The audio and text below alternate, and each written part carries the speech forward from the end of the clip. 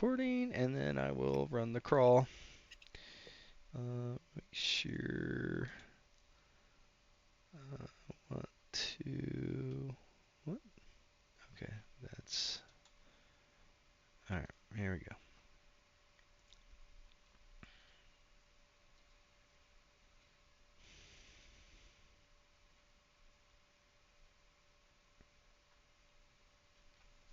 There it is. Okay.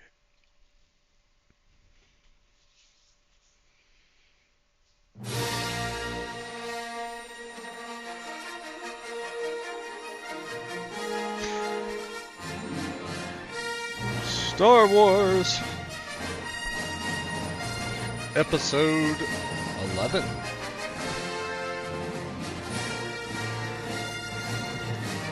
Episode title. Forgot to change that. In the aftermath of their escape from Raxus Prime, our heroes find themselves once more on Morlana One, battered, hunted, and running short on allies.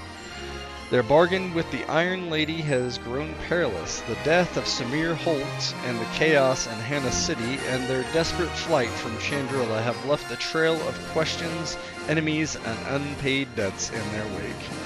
Yet the path to Horizon Station and the lost Jedi Jaren Typho still lies ahead. Before they can continue, Satir, Makko, and Rak must face the consequences of what they have done and discover that the New Republic has long arms, hidden eyes, and its own way of collecting what is owed.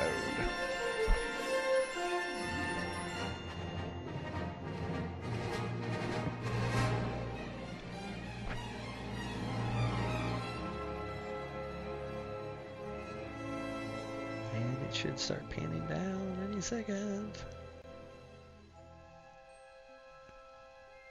I saw it. The pan. Morlana One's entertainment district, which you've been staying at. Boom. Okay. Let me get some music going, and then we will start.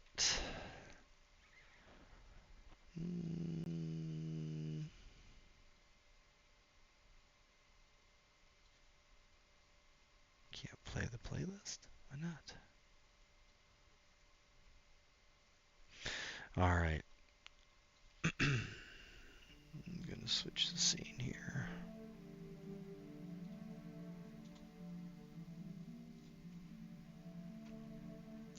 Everybody can see that? Yep. Yes. Satir, in the days after your return to Morlana One, I'm guessing one of the first things you did was try to contact your friends at Clan Ordo to report the attack on the Mandalorian spaceship, and although you did not see what happened, you did see it was hit, and that is the extent of your knowledge, at least at this present time. And what would you do? You contact them maybe via a hologram or something. Yeah, so I mean, it would have been immediate. Like once they kind of got into hyperspace, he would have immediately used the HoloNet to contact Clan Ordo and report on the situation. He's like, as we were entering hyperspace, I saw the assault craft hit by missile fire, and I don't know if they were destroyed or plunged into the atmosphere and onto the ground of Raxus Prime, but a rescue operation needs to be conducted, and I volunteer, if need be, to go back and help lead the recovery. The Mandalorian responds to you, Satir, we will scout this Raxus Prime and determine what has happened to our brothers, and then I will contact you once we have the intel we need. Understood. I apologize for this. You sacrificed the safety of the clan to come rescue me, and they were damaged. The ship damaged and crashed in an attempt to save me. I'm honor bound to repay the debt that you shown me. We look after our own, Satir. Do not worry. Mandalorian's honor will be recaptured. No matter what happens to our fallen brothers, we will have vengeance. I will conduct this intel and investigation immediately. Understood. In the meantime, I will be going to Morlana One and possibly Ferrix after that. If you need me for anything, reach out. I'll be ready. Very good. I will contact you when I know more. And the hologram just disappears. And Satir kind of just runs a hand over his face, feeling guilt for the possible loss of life or whatever's happened to them, whether they became slaves or were sold off or injured. He kind of bears that weight of responsibility of wanting to make it right. That it's a martial society, but that doesn't make any loss felt less. And he kind of is conflicted with both honoring his adoptive family and finding this frozen Jedi. He kind of returns to the crew and just looks over them and the eclectic group that they've come together as they head towards Morlana One. Yeah, your ship docks at Morlana One, and a couple days pass, and we will switch back to Morlana in the Skedpie Lounge. Not everybody's there.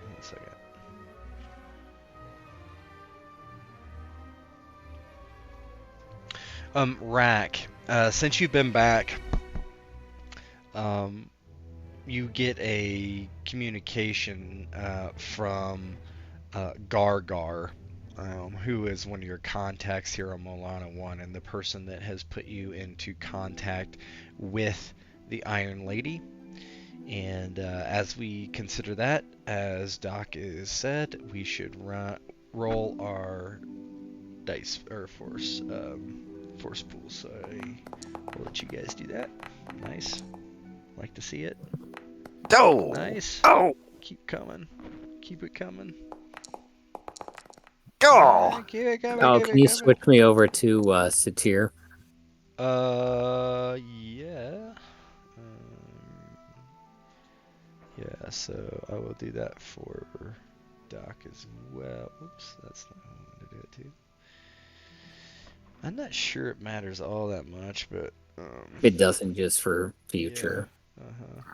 So Mako there. Only time it matters is if you send them the rolls using that. Yeah, which sometimes I Satir. do. I haven't been doing it lately, but okay.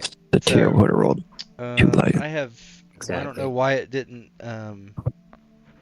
take, but should be 4 light side, 4 dark side, 1 light side. It did not work for.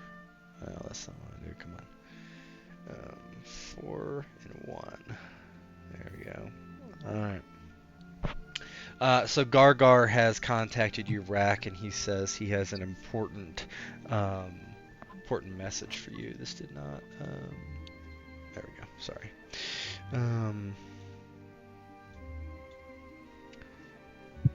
Yep, Gargar has sent you a message asking you to meet him at the Skedpie Lounge because he has an important message for you and your friends, he says. Yeah, he would get everybody together to go down there and meet Rak, or to go down there and meet him. Gargar. You have some time before he gets there, and you can role play amongst yourself. Well, the last couple of days, Mako has essentially found a room where he's been staying just kind of by himself. Hasn't really been interacting a whole lot, and he has walked around, the quarters here and there. He's gone in and out of different cantinas. He's just kind of making his way through the area, brushing past people, shoulder bumping into people and not even looking back. and he's been keeping to himself. On this night, while he heard from Rak that we needed to go back to the what's this, the Scud Pie. Lounge. the Scud Pie. He got here pretty early, before the time we were told to meet here, and he's been sitting at the bar having some drinks for probably a couple of hours before they were supposed to even be here.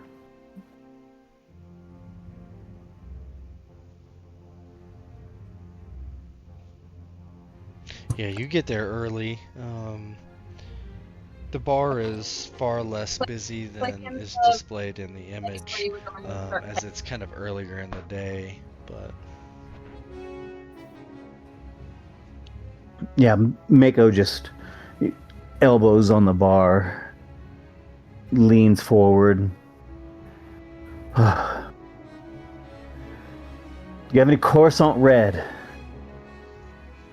Coruscant Red? No. No Coruscant Red here. Just give me, and he points to the closest bottle of amber. Just give me some of that in a glass. Sure. It's local distillery, pretty good. And the bartender, who is a heavy set human, grabs the bottle and dumps it into a glass and slides it over to you. Yeah, Mako catches it while it's sliding over, and he throws it back. He just takes drink after drink after drink. He wipes his lips, the corner of his mouth off, and just kind of clacks the glass down. Bring me another. You should maybe slow down a little bit there. And Mako reaches into his coat and pulls out some credits and kind of slides them in a little spill across the bar. Just bring me another. All right. And he does so. About that time, the rest of the crew begins to make their way in. Rak and Satir from opposite sides of the bar. Rak had spent the past couple of days rebuilding after losing everything. He'd been forced to rebuild from scraps. He had to go through some black market channels to sell some of the slave collars to get back some money to fix up some of the weapons that he's dealing with now using. So he's like at minimal, not too happy with what he's been able to get. But he comes into the bar and notices Mako drinking heavily, and he just kind of snorts and nods as he comes and sits up next to him. Mako looks over at him and doesn't say anything, but he raises his glass slightly and nods back to him. Satir has spent most of his time in quiet contemplation after healing up from his injuries and the encounters on Raxus Prime. He spends most of his time in deep meditation, kind of reaching out to the Force, whether it's with his power of Foresight or his ability is to sense is becoming stronger, to see what, if the Force is answering any of the questions he has, where if his this Jaren, where he's at, looking for answers on these dark Jedi or Sith, and looking for a path forward, but the Force kind of remains, it doesn't provide any answers for him, so he finds his way towards the Scud Pie Lounge, and once he gets there, he sees Mako dealing with, whatever trauma he's acquired over the last few weeks, in the way he knows how by drinking, and he sees Kalbala and maybe not in the best mood, but he moves forward and Rak, nods to both of them and sits down. He doesn't order any alcoholic beverages or anything. He maybe gets an orange drink that people in outer space like to drink a lot, and sits with them. How are you gentlemen doing?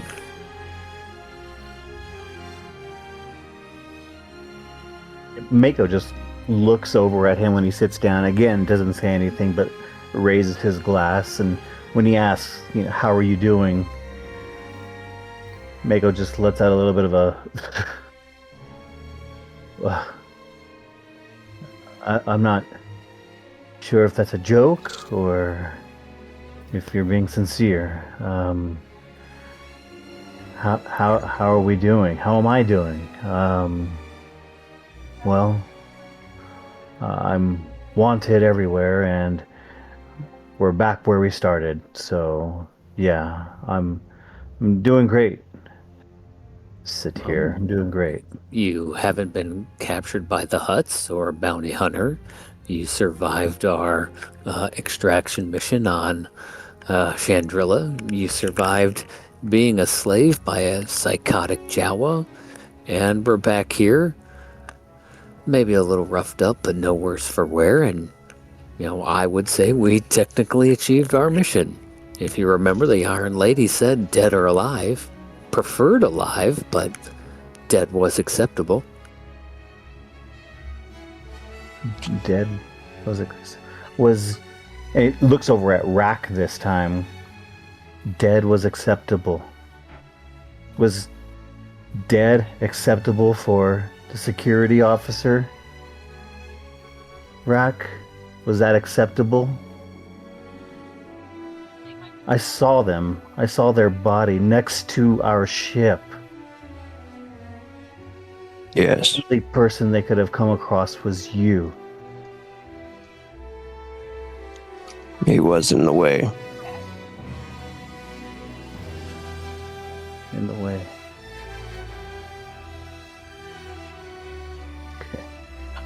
He, Rack looks over and orders a drink, or just kind of waves to the guy.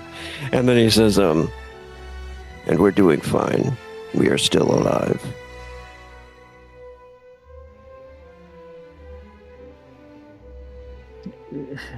Were you part of the Republic, Rack? Were you in the military with them?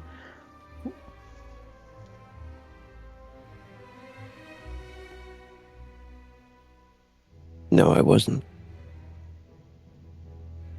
And Mako takes a sip of his drink. Okay.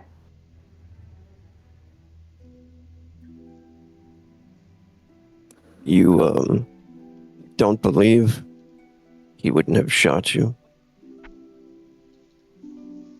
if he had the chance? And Mako just kind of smiles at that, and his eyes get wide, and his glass kind of just goes clack on the bar as he brings it down kind of hard. Do I believe he wouldn't have tried to kill me if I came across him? And he turns over and looks at Satir, and then back at Rak. I did come across one of them. I did cross paths with one of them. I simply told him who we are and what we were doing. And no, he didn't kill me. He didn't shoot at Satir. He didn't even stop us. As a matter of fact, Rak, he tried to help us and got himself killed in the process. That's why I asked if you were part of the Republic. I didn't follow politics and I didn't know a whole lot, but growing up on Coruscant, I had a decent education. And you know what we were taught? It's a little before my time, but the Clone Wars, the Republic, they created clones, sentient human men with blood, hearts. Well, the Confederacy created droids, wire, electricity, metal. And it was the Republic that decided feeding flesh and bone into the meat grinder was a better use of living, breathing men. And he takes a swig of his drink. Rak gets the drink sent to him and nods to the bartender and then says, "If you're trying to make a point, I don't understand what you're saying." Seems like that's your perspective. Kill the living, sentient, breathing man who might have stood in your way. It's that easy for you. It's that easy, and I don't understand. And he takes another swig of his drink, kind of drinking it a little too fast. And then he turns to Satir. He doesn't get it, but I'm sure you get it. What's better to throw into the meat grinder for your wars? Gears and wires? Or hearts and lungs and brains? Well, if your concern is using sentient life for droids, then are you no more guilty than Rak? He killed a security guard, but your words got a security guard killed in the chase that followed. You convinced him to join us. Do you bear no responsibility in his death then, since he joined us? And those droids, it's more the tool. They killed billions of people.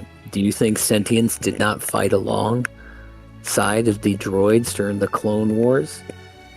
Do you think they were just using droid armies? No.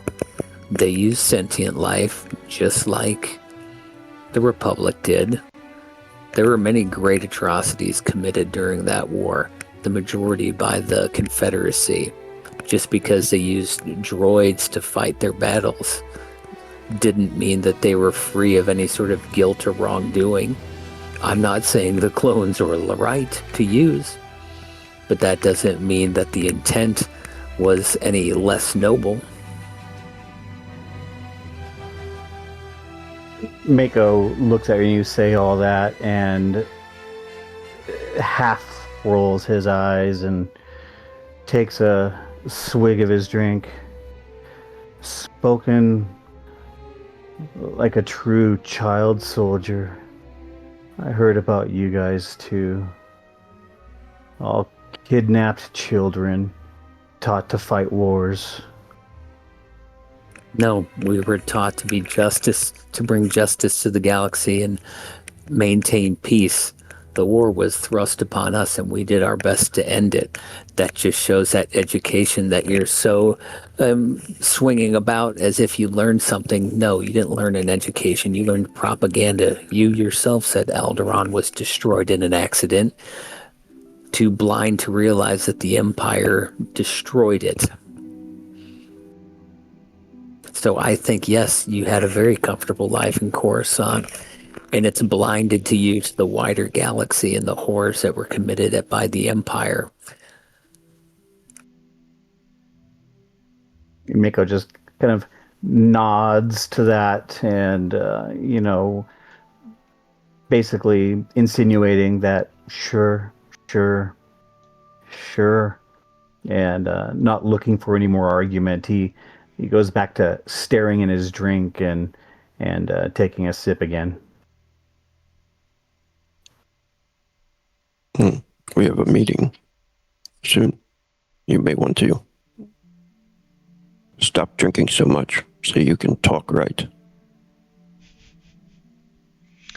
As you say that, I'm gonna flip this scene to Bo. 1 second.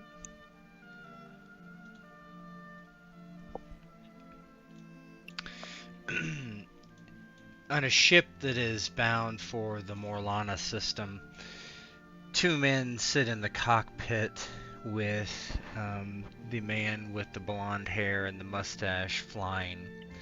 The man next to him is leaned back. He is not exactly as this picture. He's more grayish skin, a near human. He has his arms behind his head, and he just says idly to the other man, "How far are we out?"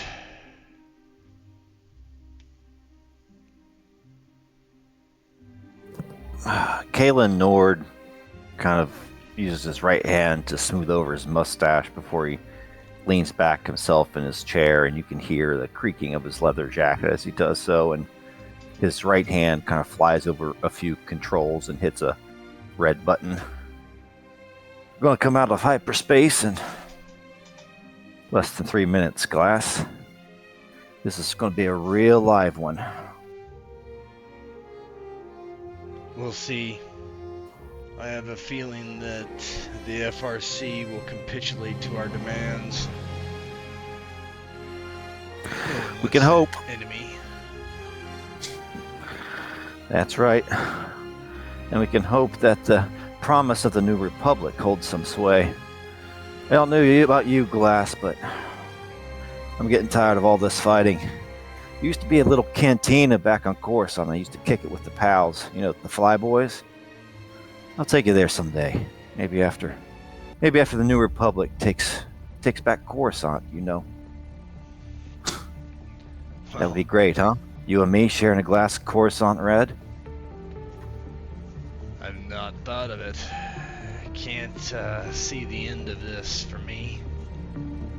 The only thing I dream of is getting gunned down by some imps hiding out in some shithole on the edge of the galaxy.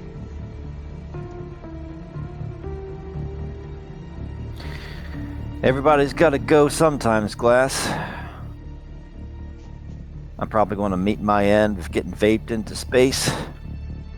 Although I'd rather meet it underneath some beautiful Twi'lek. Okay, now it looks like we want to drop out of hyperspace in 5, 4, 3, 2, and then like the hyperspace lines blur out, and you can see Morlana One just drop into view. Here we are. Morlana One.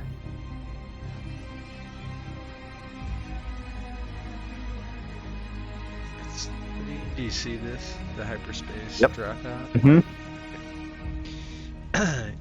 Yeah, you come out of hyperspace. You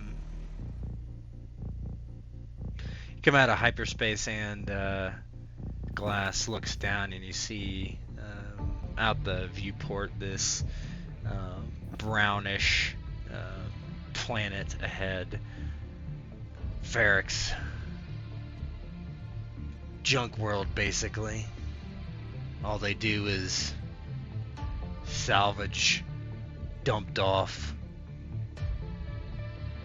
vessels, anything. I don't know where they get all this stuff. I'm guessing the FRC has something to do with it.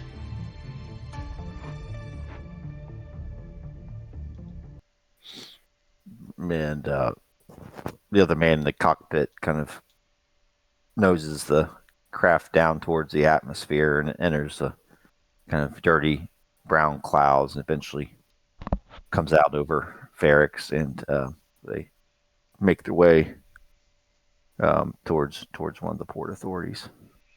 Yeah. Glass punches in a couple coordinates. This is the landing pad. We have clearance to land already. Take us down. Roger that, Glass. Another smooth landing coming up. And Highwire contacts the port authority if he needs to. If he doesn't, he just puts it on autopilot, and we'll head on into the space pad, landing pad. Yeah, Glass says, just remember, these people, they're touchy, but they're no friends of the Empire, so what happened, we have to smooth it over. I'm sure we can make a deal. Hopefully she'll listen to reason. Hopefully so. Oftentimes the promise of the New Republic making its weight known again on the galactic stage, sometimes people assume that we have the power that the Old Republic did. Let's just let Iron Lady make that assumption, eh, Glass? We'll see. We'll see. And the ship begins to touch down, and the scene switches again. Alright, back over here. Gargar approaches the bar, seeing Rak. You see the Wikwe as he kind of stands over you, and he says, maybe we should get a booth. He waves to the bartender, and the bartender pours him a drink, which he snatches up and drops a couple credits on the bar. Yes, a booth. Let's go. All three of you. And he turns and walks over to a booth and sits down. And flips his glass upside down on the bar, and then spins around on the stool and makes his way over. Satir lets Mako go first, just kind of to follow him and judge his level of sobriety before bringing up the rear and maybe bringing a casual look behind him to make sure no one's taking any special interest to them. Not that you can tell. There's a lot less people in here than is displayed right now. And you're pretty sure that nobody's watching you necessarily. Gargar slides into the booth and takes a drink and waits for the rest of you to join him.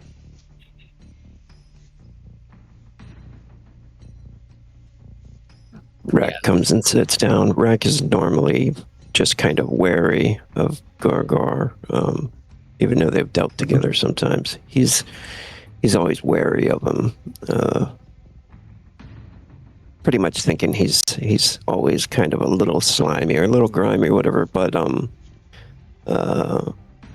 he's had honorable business before with him, and right now he's kind of worried of what information he might have for them.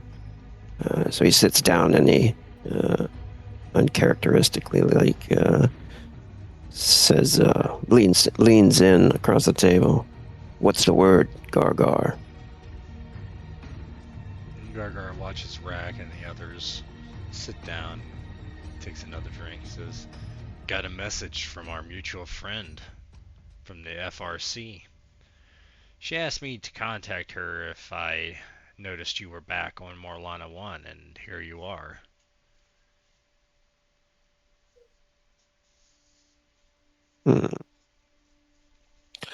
The assignment is completed. So why are you here and not there? Regardless, it doesn't matter to me. Simply, I was supposed to tell her, and I have. And she asked me to inquire. Well, she said, tell them to come to Ferrix as soon as able. Seems like she wants to meet. You can get your payment or whatever. Although I don't know why you would just head there if you were so pleased with yourself. We needed to rearm and refit. We got detoured. What does it matter if the mission's complete that we made a quick layover here? Shrugs. Doesn't mean anything to me. I'm just passing around the word. That's what you said. Head to Ferrix immediately.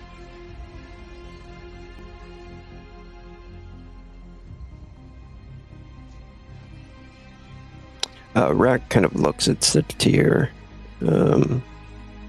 Just kind of a blank look. And then he says, he raises his drink up and says, we'll be headed that way soon.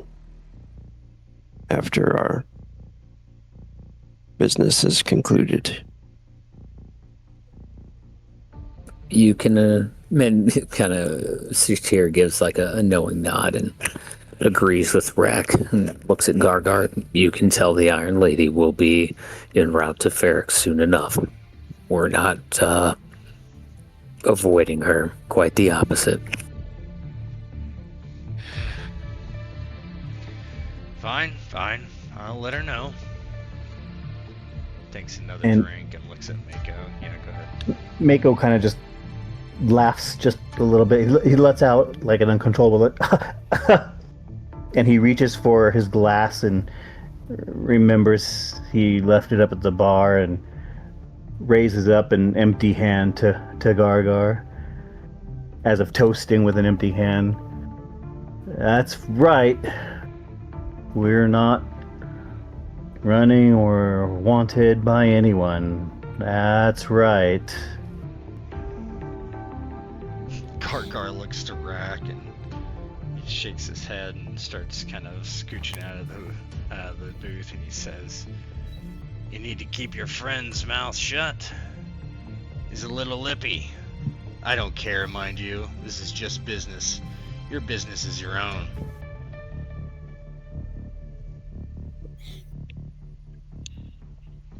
He nods and he says, the Iron Lady doesn't have to worry about the target anymore.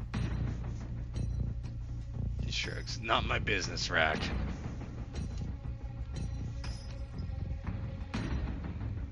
And he leaves.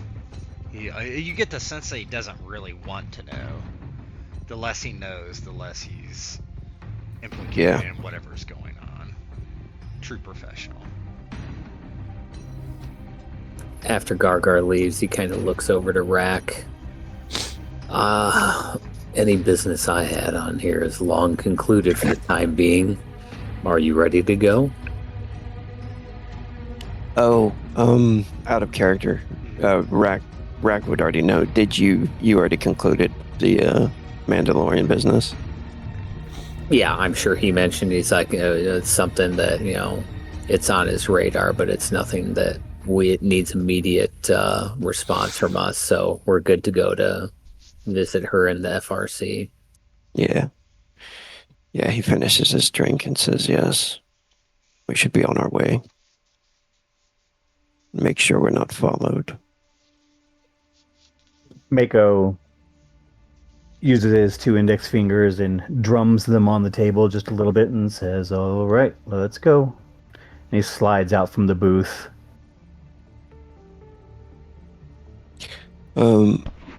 Yeah, Rak will try to also watch our backs, make sure that we're not tailed, I guess, as we leave this place. And As they're leaving, he kind of like, Satir tugs a little bit on Rak's shoulder, and he kind of leans in. Is there any alcohol on the ship?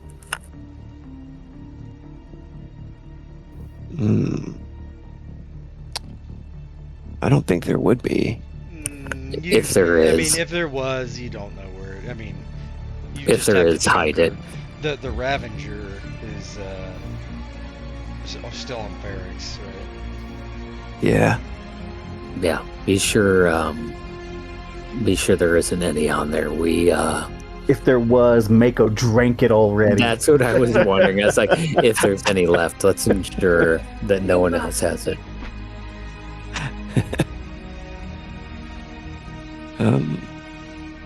And out of character, we still have those little our slaves. The Ugnaughts? The Ugnaughts. They're not your slaves, but they've been around. They're settled, not settled in, but they found lodgings on Morlana One for now. Dupa, Nog, and her Ugnaught crew. She's Okay. mentioned that she plans on reestablishing her her company, which was called Nog's Mechanical Enterprises. But she is thinking about looking for security this time around, so they don't get pirated and sold into slavery again. Plus she Yeah. has So no they're money. staying It's on. gonna, it's gonna take a while. Yeah. So they're staying on Morlana One. Yeah, they're on Morlana One right now. Yes. Okay. All right. Cool. Or slaves. God. I couldn't think of a word. Are slaves? See, that's what I'm talking about. That's what I'm talking about. Okay, so within hours, you three fly down to Ferrix. Ferrix is just a sublight hour away from Morlana One. You come upon the brown planet, and you're hailed as you come in to the planet, being on the ship, and the landing authority says, "Burrell's class freighter, identify yourself."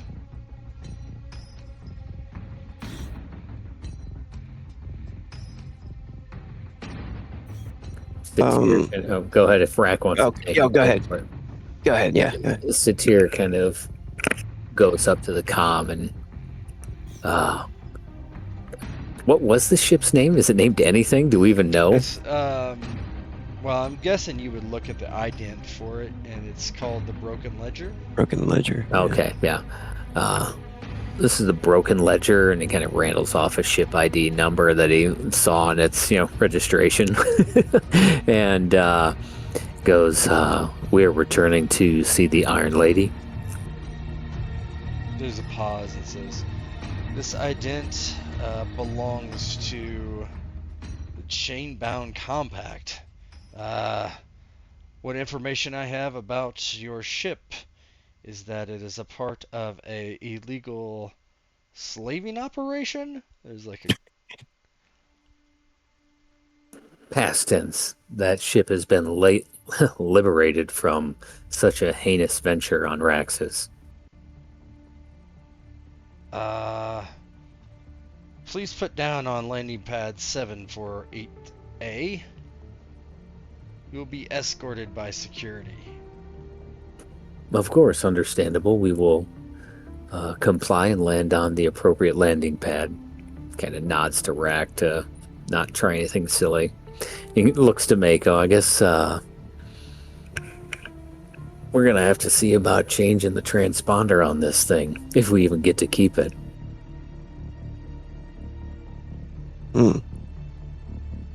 We should be back to my ship in no time. Well, I've been thinking about that, but let's see how things go with the Iron Lady before we discuss that. He nods.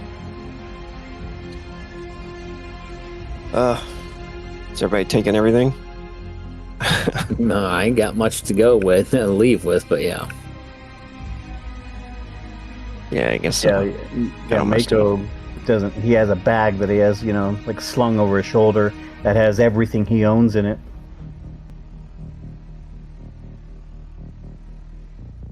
Yeah. I'm going to switch the scene real quick.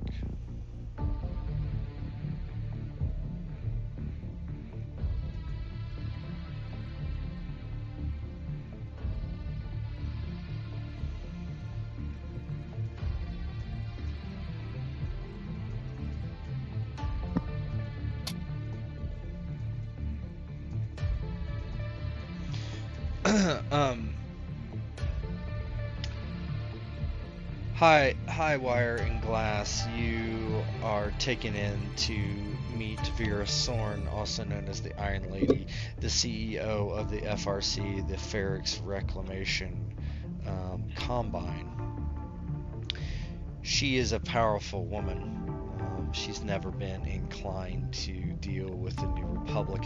What you know in the dossier that you were given before you were assigned this mission is that she definitely evades any sort of taxes when dealing in the core sectors with anyone. She does anything she can to get by and pinch even the smallest bit of credits to keep it to her company. You also know that she is a fiercely anti-imperial, which is a bonus. She was here on Ferrix during the riots and the occupation of the Empire. You also know from the dossier of what happened on Hana City on Chandrilla is directly related to the FRC. The ship that was used had the ident of the Vagabond, which was directly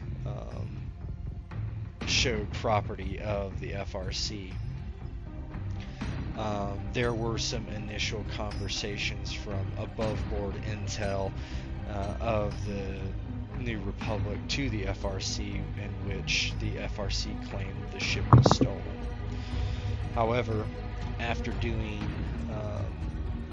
after the intel was done, trying to determine what they were after and why they were there, a bit more of Tel Vos was discovered, and you are both aware that Tel Vos was found to be an ex-Imperial officer by the name of Samir Holt. That reason, and probably, I wouldn't say that reason alone, you've been sent on a diplomatic mission to speak to the Iron Lady and see what arrangements can be made for the recompense of several dead New Republic officers or employees, I would say, damage of property, etc. You're brought into Vera Sarn's office, and she rises from her seat as you walk in. Glasses indicated that he would like you to take the lead, Highwire, as he would like to see you conduct these negotiations as your squad leader. He is interested in seeing you develop as an agent, and he's asked you to take the lead on these negotiations unless he is absolutely needed. He tells you to act as the superior while he acts as the subordinate in these negotiations, and he intends to be quiet-ish. As you come in, she says, welcome. I'm Vera Sorn, CEO of the Ferrix Reclamation Combine. Welcome to Ferrix. And before he would go in, Kalin would, maybe even look a bit nervous as he's heading up the turbo lift into the Iron Lady's office, and casts his glance over to Glass and says something about, leading missions into battle, but he can handle that. But the Iron Lady is something altogether different. And he walks into the office and does his best to take a deep breath and compose himself, and gives her a curt bow or whatever would be customary for Ferrix, and extends his right arm. The Iron Lady, I presume? It is my pleasure to meet you. You may call me Vera, or Mrs. Sorn. She shakes your hand, and she has a prosthetic mechanical hand and arm. She shakes it. There's no disguise of synthetic skin or anything. Her face is half prosthetics with a red glowing eye and a metallic, probably quarter of her face. You read in her files that this happened during the occupation, and she shakes your hand and waves to the chairs in front of her desk. Sit, please. Out of character, would we should be expecting us and know that we were from the New Republic? Oh yeah, yeah. There's been Okay. so as I Okay. mentioned earlier, there was a basically not a deal brokered, but there were some initial conversations that you were coming to talk about what was going to be done about this situation, and Okay. so one of the things that there were different ideas. Floated of what could be done, but it's mostly left up to you guys. So Kalin introduces himself. Vera, my name is Kalin Nord. This is my associate, Agent Glass. As you may know, we're from the New Republic, and as we also know, Ferrix has no love lost with the Empire. Fortunately, the Empire is no more. Yes, that's what you say, but no more as it was before. But certainly there are remnants of that place and that terrible monstrosity in all reaches of the galaxy. Nowhere is safe. The New Republic has very little reach into the Outer Rim.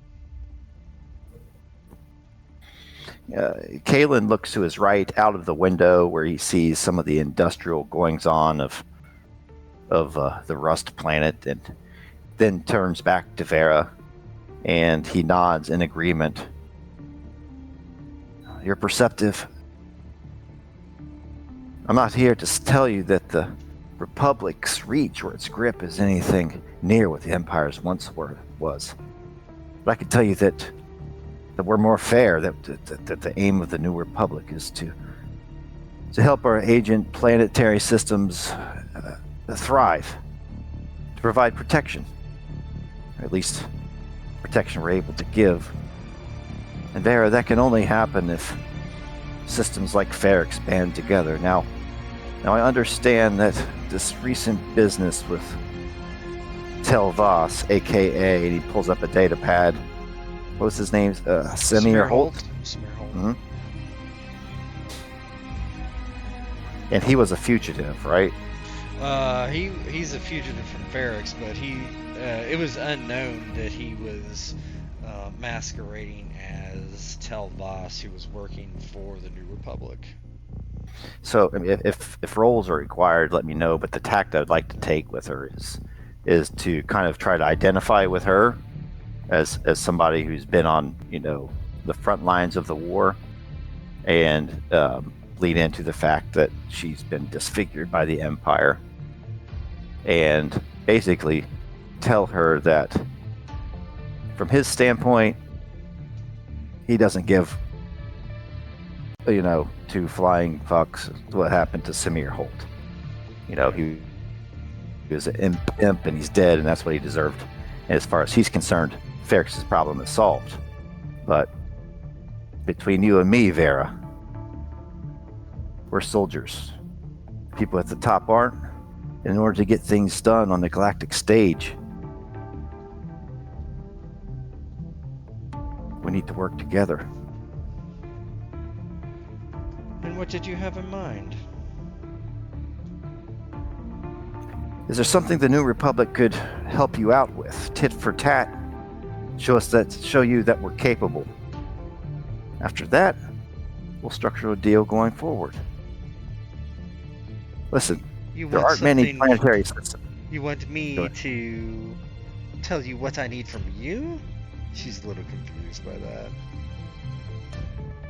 I don't need anything from the New Republic.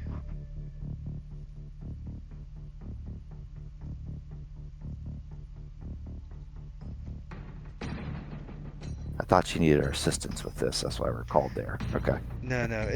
Okay. So it's the opposite. You're going there to. Okay. So you're going there to get basically a donation, quote unquote, from her to kind of smooth over what happened, and also you want the perpetrators brought to you.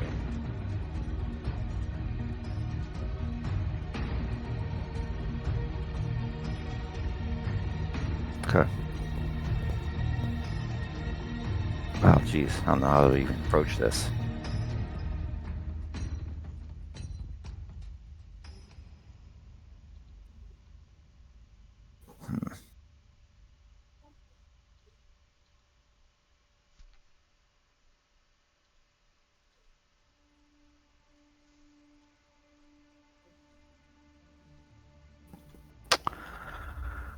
Um.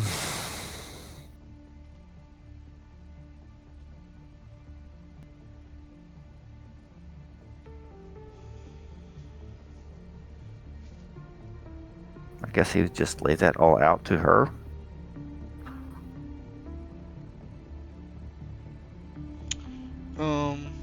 Yeah, she, I mean, depending on how it's stated, she just, I mean, we can just hand wave it and get moving, I guess.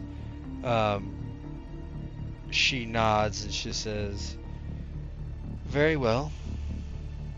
I can see that this is a reasonable request, and although I have no love for any large government bodies such as the New Republic or the Empire, to me it is only a matter of time before the same thing happens again and the New Republic becomes as corrupt as the Empire was.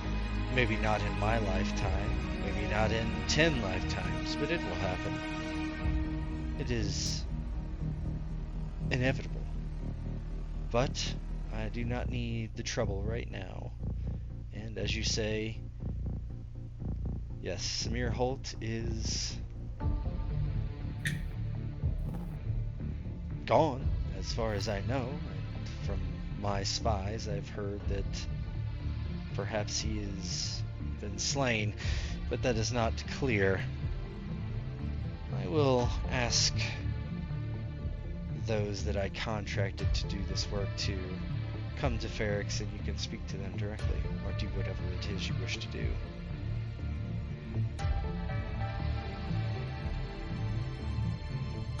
Of course. I'm just having trouble role play about it because I wasn't involved in that. Yeah. I get all the details wrong. Okay, that's fine. He kind of turns from the window again and says, "You must apologize, Vera.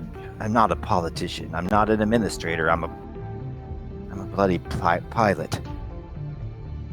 I'm here to help you take care of this problem, and you've been more than kind in realizing the position that I'm in. Between a rock and a hard place, we should say, but if you're willing to work with the New Republic, then I'd be more than willing to meet with these individuals involved in what we will call the Telvas situation. It does sound like they made a mess of things."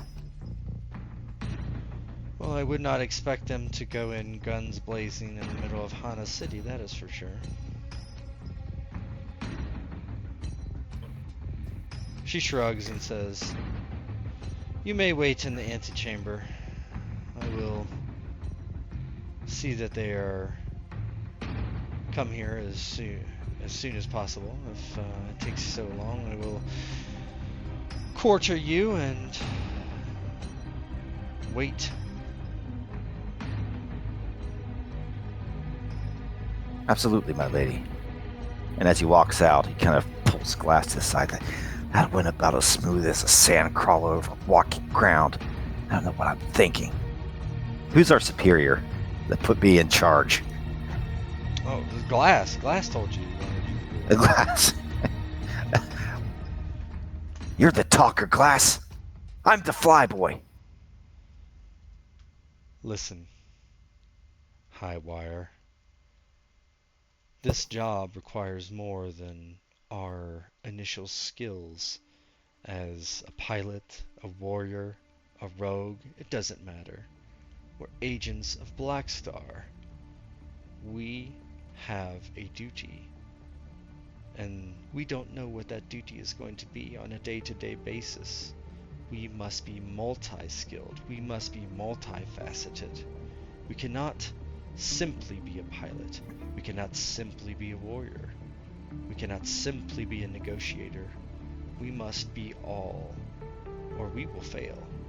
For it is inevitable that we are put in a situation where we must adapt.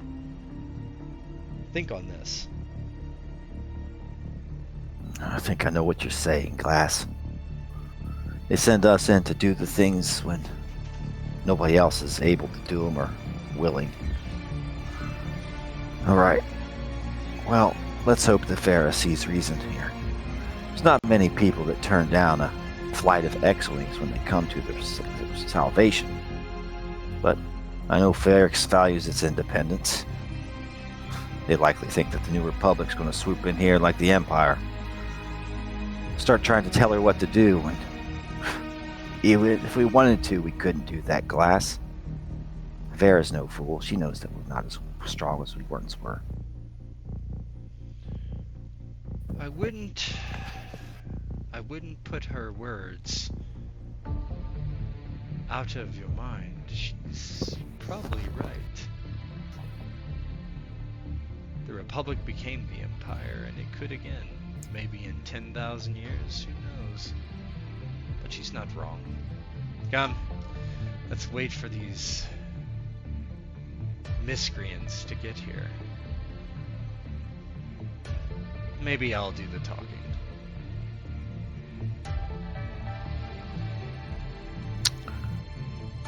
Let's take it moment to moment, Glass, like you said. He nods. And you head out and wait. At some point after the Barlaw's freighter called the Broken Ledger lands, you do see a couple what looks like security guards waiting outside, kind of nervously looking at the ship.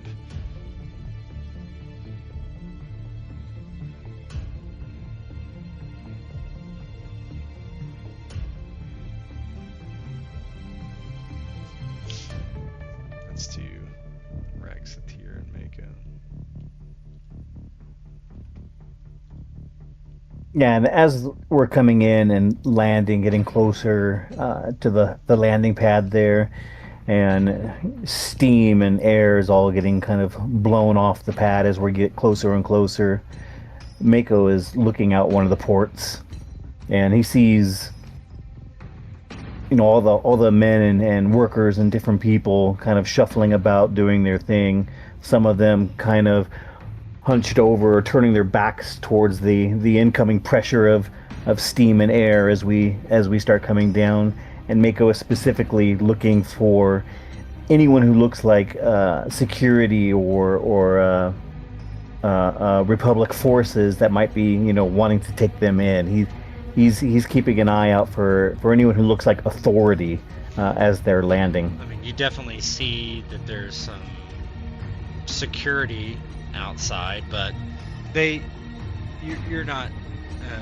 I mean, you can definitely put two and two together. They're Ferrix security. They look like they're from this place. They have the shoddy clothes. They have the FRC emblems on their jackets. Kind of just following on of what was said on the comms to Satir.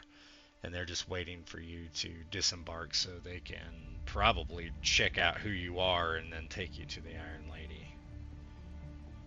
Yeah, Yeah, Satir. Go ahead, Makko. Yeah, Makko just turns to Rak, Satir. Well, I don't see any of those New Republic goons running around. No one in their uniforms anyway. It looks like Ferrix security. Maybe they haven't caught wind of us yet, I don't know, but that's all I see anyways. Satir, kind of does the Jedi thing where he puts his hands up the sleeves of his kind of heavy robes and closes his eyes and kind of thinks of different pathways the conversations to come can take, and opens his eyes and he goes, they did not expect this ship. They expected the Vagabond, but once they see who it is, I feel their apprehension will be at ease.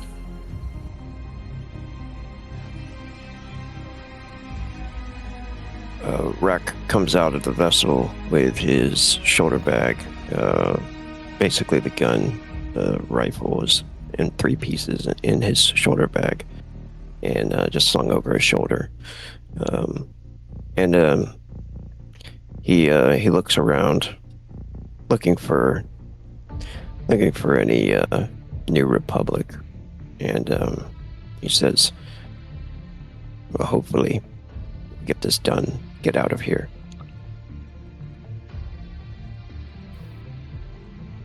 Yeah, as you step off the ship, there's 3 Ferrix security officers, and one of them puts up his hand. He's like, "Excuse me, would like to take a look at your idents and verify." He looks at a data pad and he's like, yeah, okay, you do look the part. Can't imagine that you're a clawdite or anything. He nudges the guy next to him. Yeah, so Rak, Vigo, Makko, Farah, Satir. Okay, yeah, I have your information here. What is this ship about? It's definitely not what you left with. Heard it was supposed to be the 2400 YT that was in the yard. We left on one ship and returned in another. It's something we'll speak with the Iron Lady about when we meet with her. It's an interesting tale, but one we won't be sharing with you. Okay. Well, no need to be rude. And he says, "I'll take you there now." She said to bring you right up. Thank you. And if it makes you feel more comfortable searching the ship while we're gone to ensure there isn't any sort of contraband or something associated with the slaver gang that owned it prior, you're more than welcome to. Sure. I'm gonna take just a couple minutes, guys. I'll be right back. Sorry. Yep. No, you're good. I'm gonna go get some water real quick. Yeah, I'm gonna get a drink too.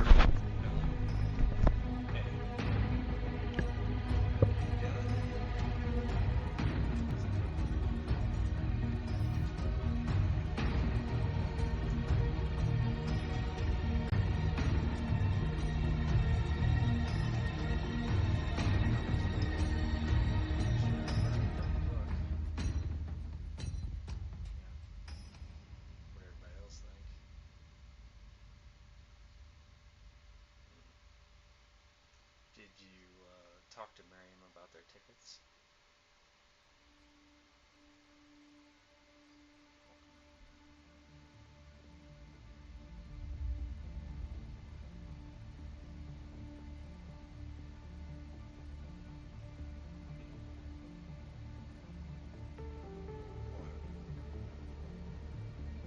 Really?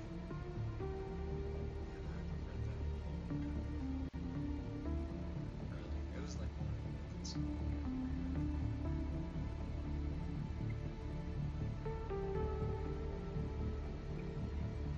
It's pretty good tickets.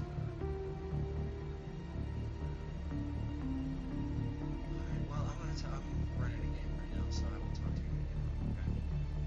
Alright, bye. Back. Alright, I'm back, sorry. Just talking to you.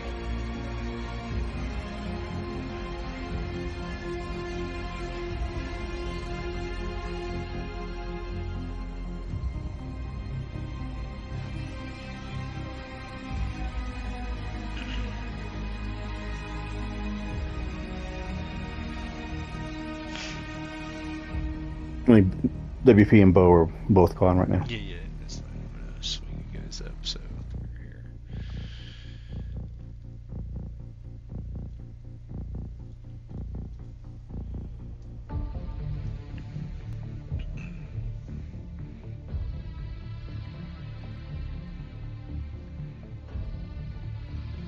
That chair, Rak is gonna get into it again. Oh, I can use that chair right about I now. put it on the wiki, so it is on the wiki. The chair. Oh, I could use that on my aching joints.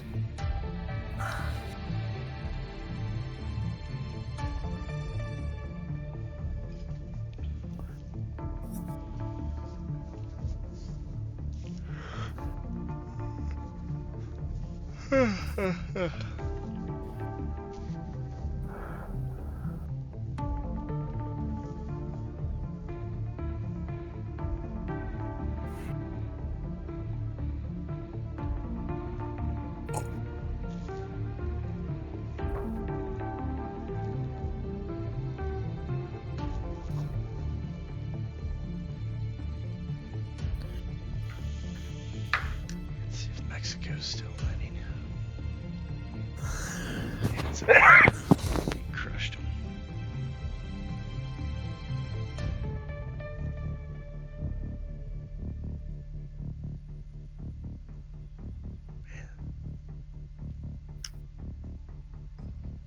Back. Okay, I think everybody's here. Rogue, are you here?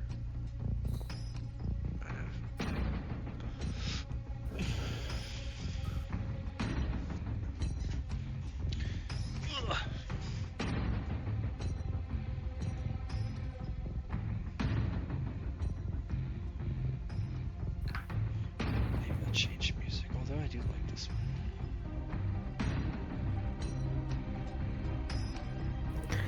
I feel like I need to get better background music that can just loop and that you don't notice it that much. That's why that drone is so good. Yeah. Yeah, a couple more wouldn't be bad. I can look too.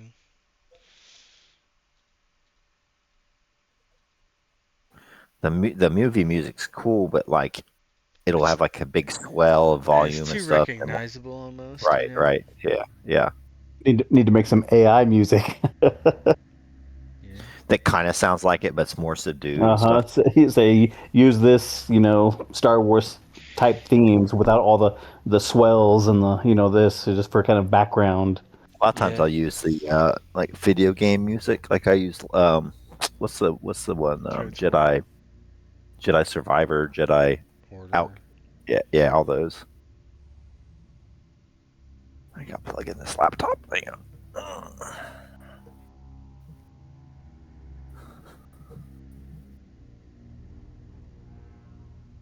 Well, that sounds ominous. Not purposely. That's probably not a good one. I mean, I have some generic sci-fi music I can put in here too. What's this one?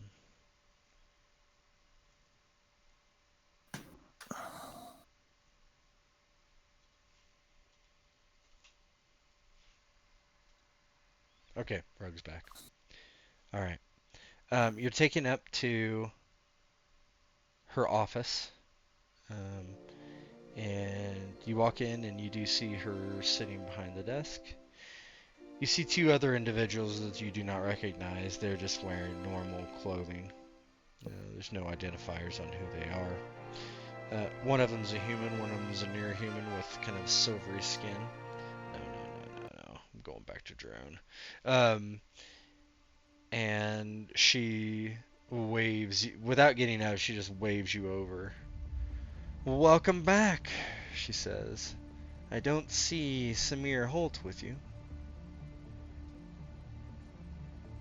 Well, that is a long story, my lady, one that I'm sure you'll be interested in hearing.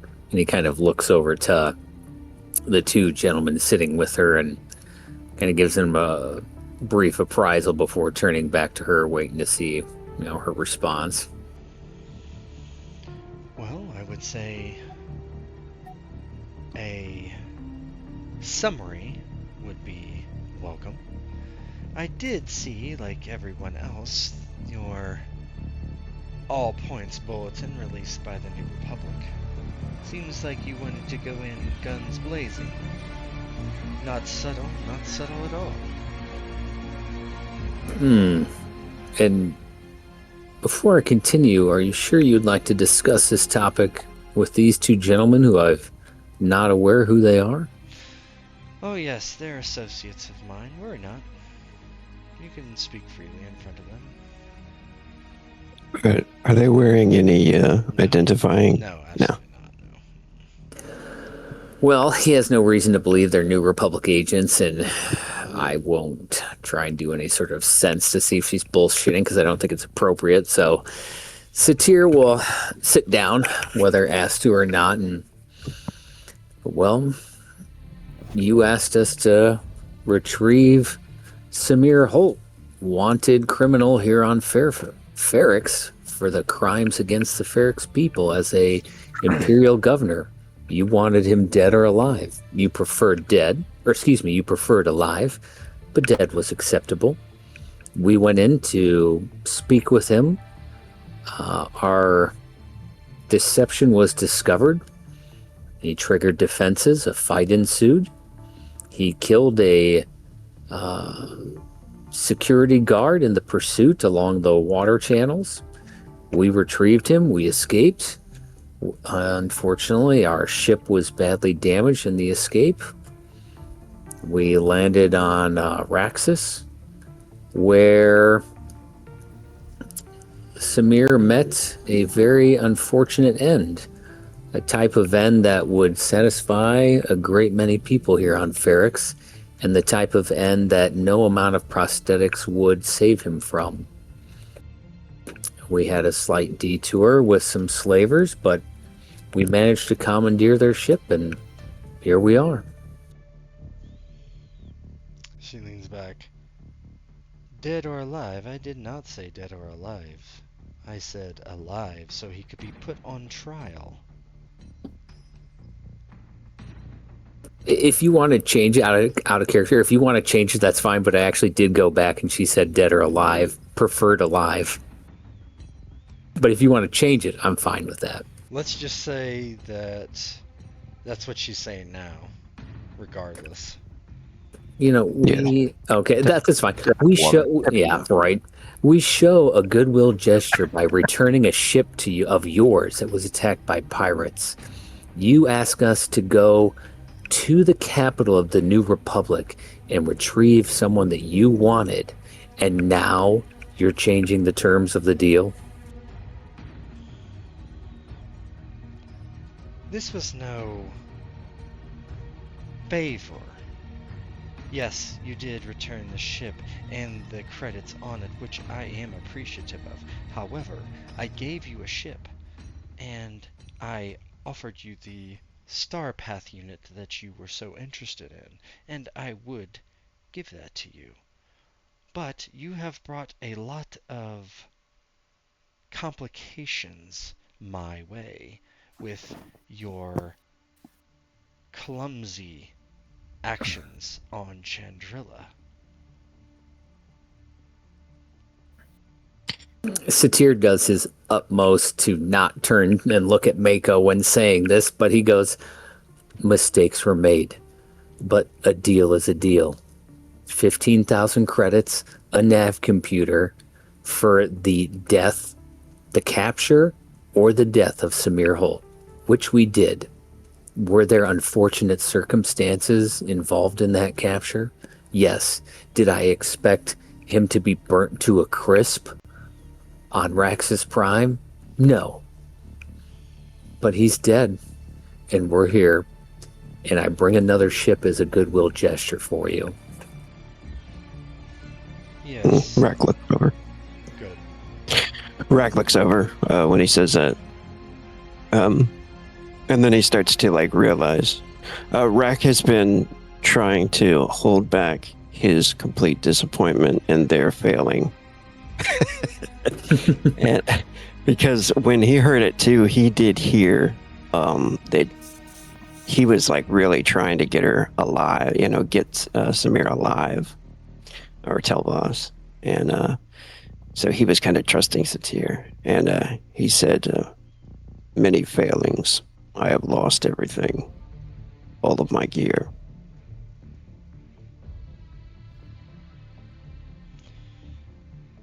Well, I can't say that I'm overly worried about you losing a few pennies. Regardless, if my deal can be completed or not is up to them. And Glass steps forward and says, "There's no reason to get jumpy, but you have broken some laws. Murder, theft, kidnapping, damage of property. Ring a bell?" I only destroyed auto blasters in a droid And an X-Wing. that fired first. After you murdered innocent people. The only sentient person that was shot was Samir Voss shooting one of the Chandrilla guards. And I don't remember. Yeah. Satir wouldn't have saw the He other wouldn't dead have guy. he says, "Oh, well, here, And let me inform you." He tosses you a data pad with the video of Rak blowing the guy away as he turns around. Satir does one of those like slow-mo looking up from the data pads at Rak, like, God damn it. Yeah.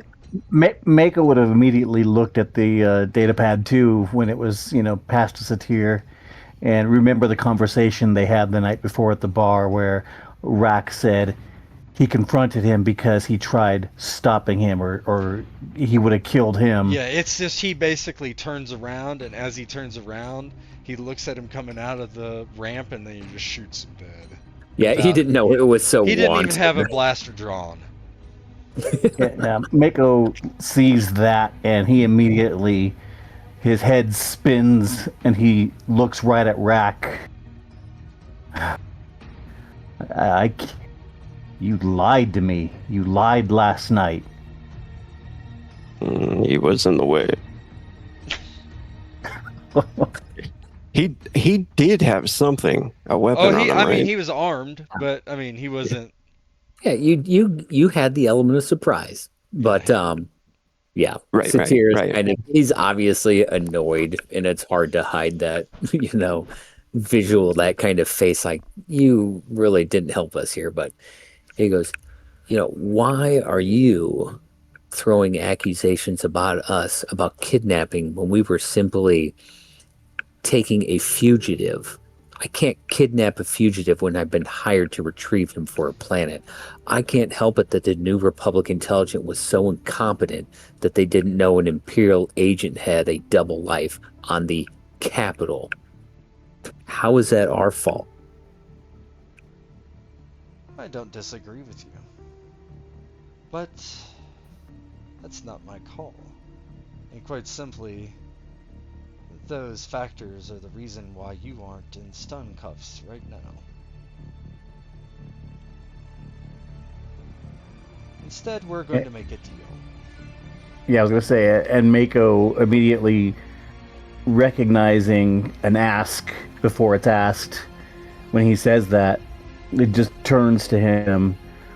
Oh, what is it you want from us now? Another job. One that the New Republic can't be seen to be doing. Doesn't require going in and shooting anyone. That would be most discouraged. And to make sure that doesn't happen, my friend here will be going with you. And hey, Highwire, you probably don't even know this to be the case. Highwire turns to Glass. He might, give a nod and says, "Of course, Lady Vera." And he steps forth and looks to Satir and Mako and Rak. Narrows his eyes a little bit and smooths over his mustache before, again, offering his right hand to shake theirs, probably a little sheepishly. Did he introduce himself as Agent Highwire, he would say? Or, I mean, he doesn't even... Highwire. Yeah. They call me Highwire, he says. I guess that's all you'll call me for now until we get to know each other more. You buy me dinner, maybe breakfast the next morning. But anyhow, good to meet you. He steps forward and shakes hands. There's quite a mess you boys caused down there on Chandrilla. You're not going to get a brief from me about a burnt-up imp, but your friend here is a little trigger-happy, would you say? As he shakes his hand, he goes, well, if we're using aliases, I guess you can call us. And he looks at Makko and Rak. He goes, the Blue Man Group? He goes, yes, it's a dead Imperial. There's not how we wanted it to go, but I don't think the galaxy will miss him too much considering what they've done over the last couple of decades. But before we get all chummy here, I suppose I should be asking your friend here, what is the New Republic asking of us? Simple. You're going to go to the Kuat Shipyards. You're going to infiltrate the second ring. You're going to install something in a piece of gear. That's it. Just don't get spotted. We have a droid that we have programmed that can escort you to the second ring. You'll need to sneak and not be seen. You won't have security access here. And he walks over and hands you a data pad. And there is, I'm going to show a bunch of things to you at once. They're all on the data pad on different quote-unquote pages. So, one moment. No, that's not what I do. So the first one is this. How do I do this? There we go. So the first is a schematic of the second ring of the Kuat space yard, and it is just as it's shown. Engineering Instrument 576A is highlighted. When he gives you a second to look it over, and he says, that is the instrument that you will be installing this gear. You need to uninstall another piece of gear and replace it. And as you page through, you see this.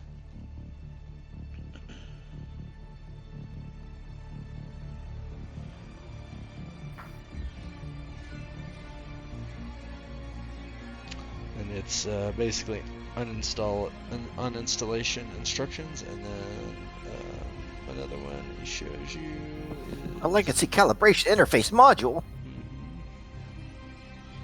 How does it do that? There we go. It's good to know the power button. The icon doesn't change. And Yeah. it's all...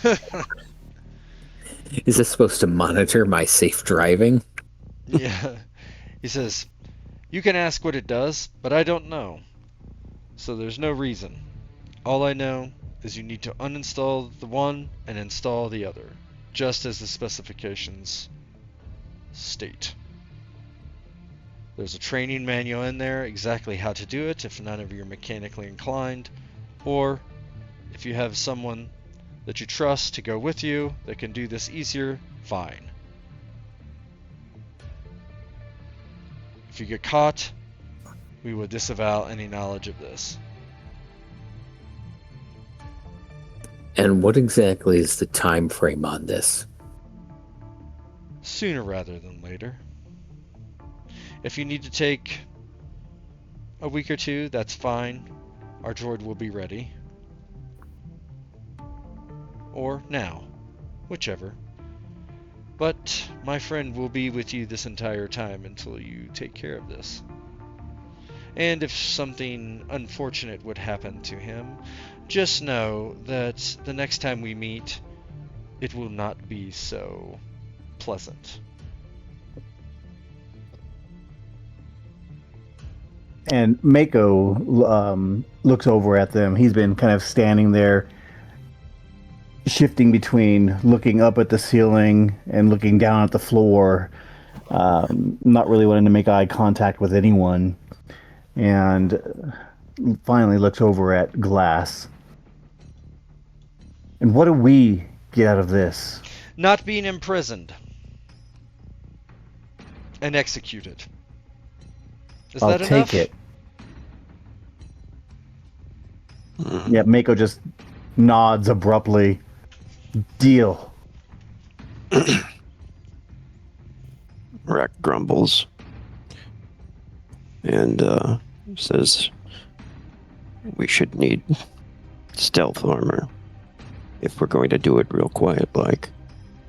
You're going to be entering the station as mechanics. That's the only way to get you through the first ring.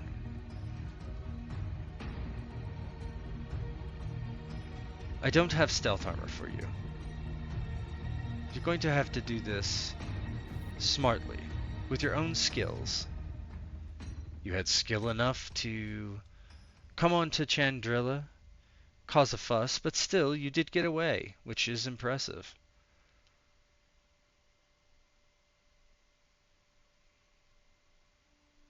If Vera here wishes to pay you, then you will have that money to spend as you wish, and you can buy some, although it's not going to help you on the Kuat Shipyard.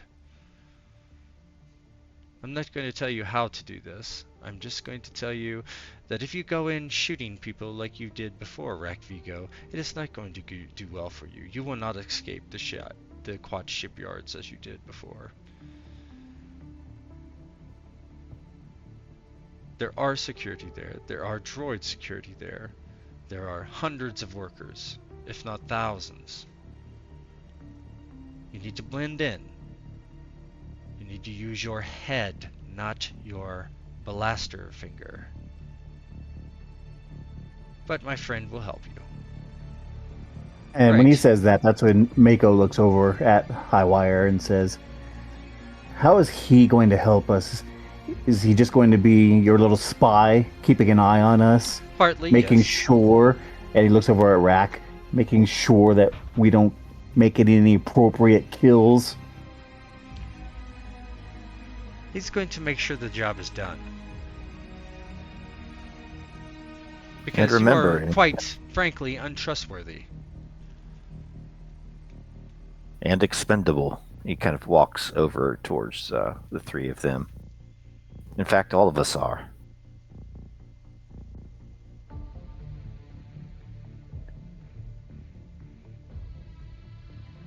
Well, I Mako's- don't know about you, but I'm not expendable. No. What would happen to a Jedi if the New Republic determined to bring you in? I'm sure they would want to have a long talk with you. Maybe for good or bad, I couldn't say. But we're aware of what you are. He kind of purses his lips like, oh shit, that was probably on film somewhere. I think it makes sense for maybe Kalin not to been read in on this. And he Yeah, kind of you weren't looks read in on much of to his this, right. honestly. Yeah. You have the feeling that Glass had kind of leave to kind of handle this how he wanted. Like he could have just arrested them or killed them or found a way to do, it was just kind of up to him how he wanted to play this. Okay, yeah, I had it flipped around that she needed a favor done. Yeah. Okay. No, you're good. So now that this is a play to both get them into the fold and clear up the problem and get something done. Mhm. And Highwire kind of says to them too, oh, we got our files. Sounds like we got a lot of learning ahead of us and a lot of planning. I think we need to get the move on. Mako again looks over at Glass. We need a new ship. That sounds like a you problem. He turns to the Iron Lady. We need a new ship. Don't we have Rak's other ship? Yeah. I mean, well, it's on Ferrix. You don't know the current details of it. Well, But we're going to be delivered there as repairmen or something, Yeah, or technicians of some yeah. sort. So I mean, if it's broached, she says, the Ravager is where you left it. Does it have a reverberator installed? Of course not.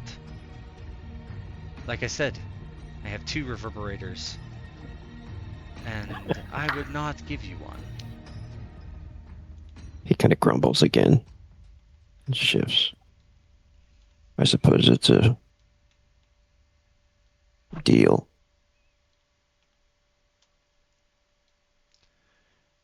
Replaces his hydrogen in his mask.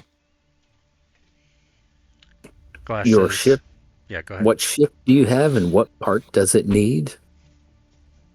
The chair over there. The reverberator 2000. Oh, I thought you were talking about a part for your ship.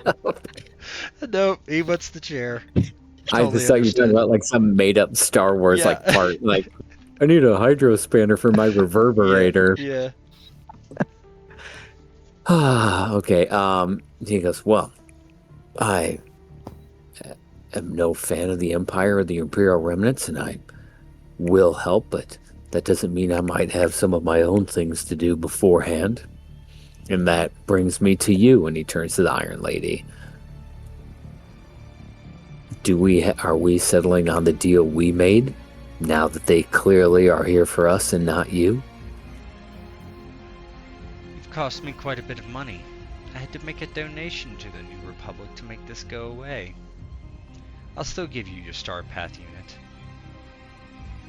But the 15,000 credits, not going to happen. Then I guess I'll keep this ship. That is fine. I do not want that ship. She chuckles. It's a piece of crap. Yeah, I knew it. Yeah.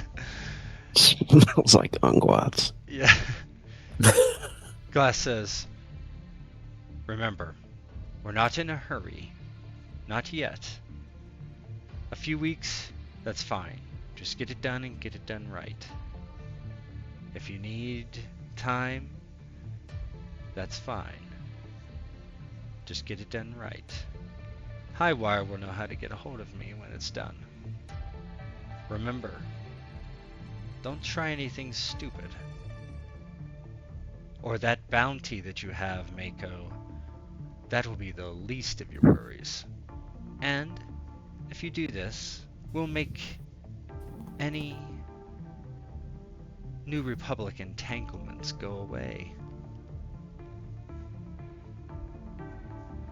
And Mako's eyes are firmly on the ground now, and he's shaking his head like he can't believe he's in this situation. And he looks up at her, then over to Rak and Satir.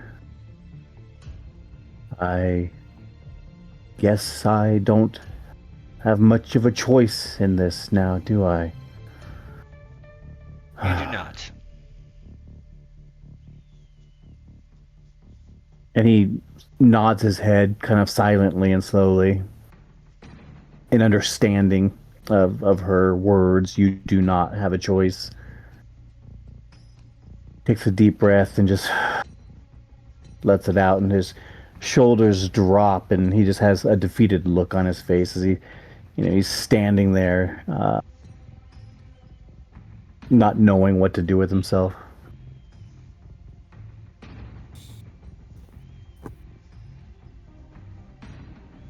She says, you may stay here for a little while longer if you need to, but the Ravager is ready to go. It's been fueled.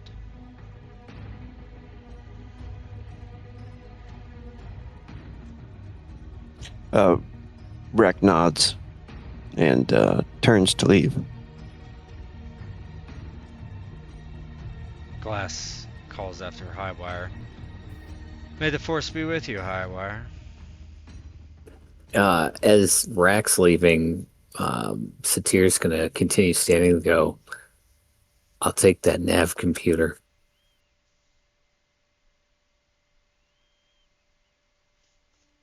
She... give me a... you gotta give me a something here. How about a...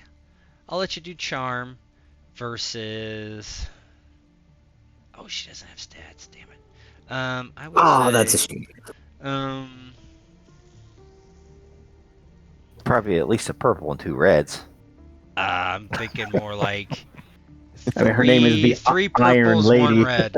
3 purples, 1 red. You can flip a light side point if you want. Yeah, let's do that. Let's go to 04. All right, so I have 2 yellow, 2 green, 1 red, 3 purple. She flips 3 dark side. Yeah, Oh. right. There you go. Check failed with a triumph. With that triumph, Mako, who hasn't really wanted to look at her, and as angry as he is at Satir, kind of steps forward when he sees her kind of grit her lips, wanting to deny Satir his ask, and Mako steps forward. We had a negotiation. We had a deal. We upheld our end of the deal. Negotiations are something that we have to be able to trust in. Just like you're negotiating right now with the Republic, we are with you, they are with us. If we can't trust these negotiations, then everything turns into chaos. We need to be able to trust you so that you can trust us as well. I don't trust you, Mako, but I will tell you this. I will give you your Star Path unit, but I don't want to see you again. I don't want you to come to Ferrix. I don't want you to have anything to do with the FRC. I want to wash my hands with you. I'll have the Star Path unit brought to the Ravager.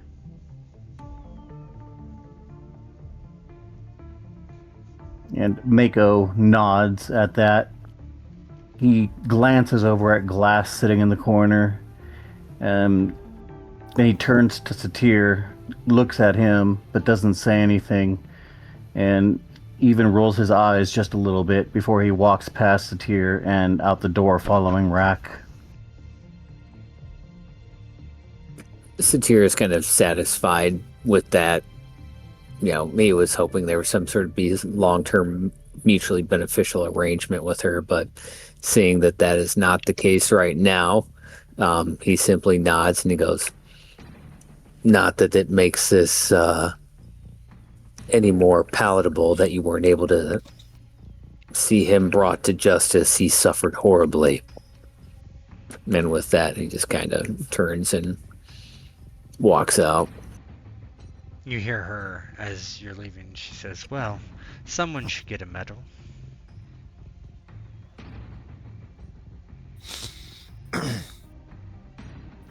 Kalin kind of follows everybody out the room and kind of looks back to Glass, kind of half wondering what else he wasn't told. He kind of left the Empire because time after time his squad was sent out to get slaughtered and he somehow mysteriously survived. And he's wondering now that, given his backstory and now that the New Republic has thrown him in with a murderer, aka Rak, Mako, and a fugitive Jedi, if they're not just sending him off to get slaughtered again as well. What does this ship look like from the outside? Just like Badass. up in the top right. A bus. It's a bus. That's the going joke. It's a big bus. Yeah, so Highwire is a ship aficionado, so you would say, is that he kind of turns the corner and sees that thing sitting in the spaceport. And he says, Who pilots the bus? It's my ship, Oh, my rules. Of course, of course. Let's drop niceties, shall we? My name's Kalin Nord. You must be Rak. The blue one's Mako. And trust me, I didn't know you were a Jedi until 5 minutes ago, Satir. So, color me surprised. Well, I guess the Lothal cat is out of the bag. Yes, I am one of the few remaining Jedi that survived these last 20 years.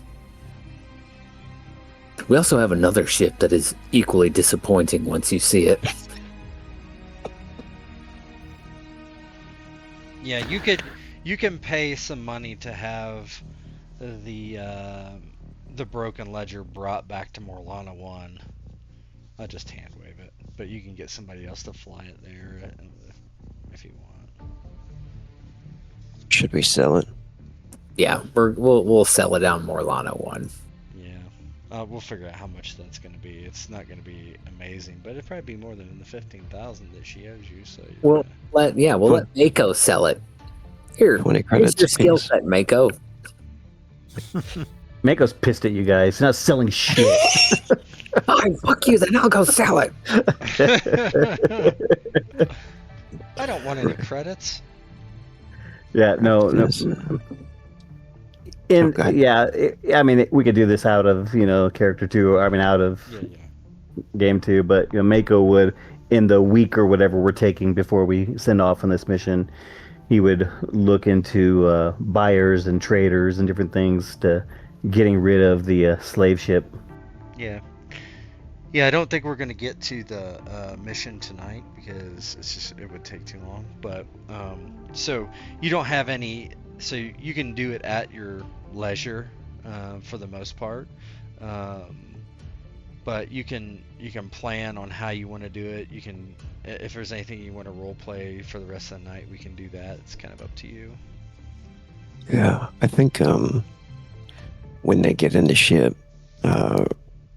Rak will look to the others, and as he's starting to flip the switches or check everything, the console, he says, the Iron Lady wasn't wrong. We messed up the job, but I wouldn't want to work with her again. She didn't pay us. Well, I disagree. We didn't fail. Dead or alive were her words.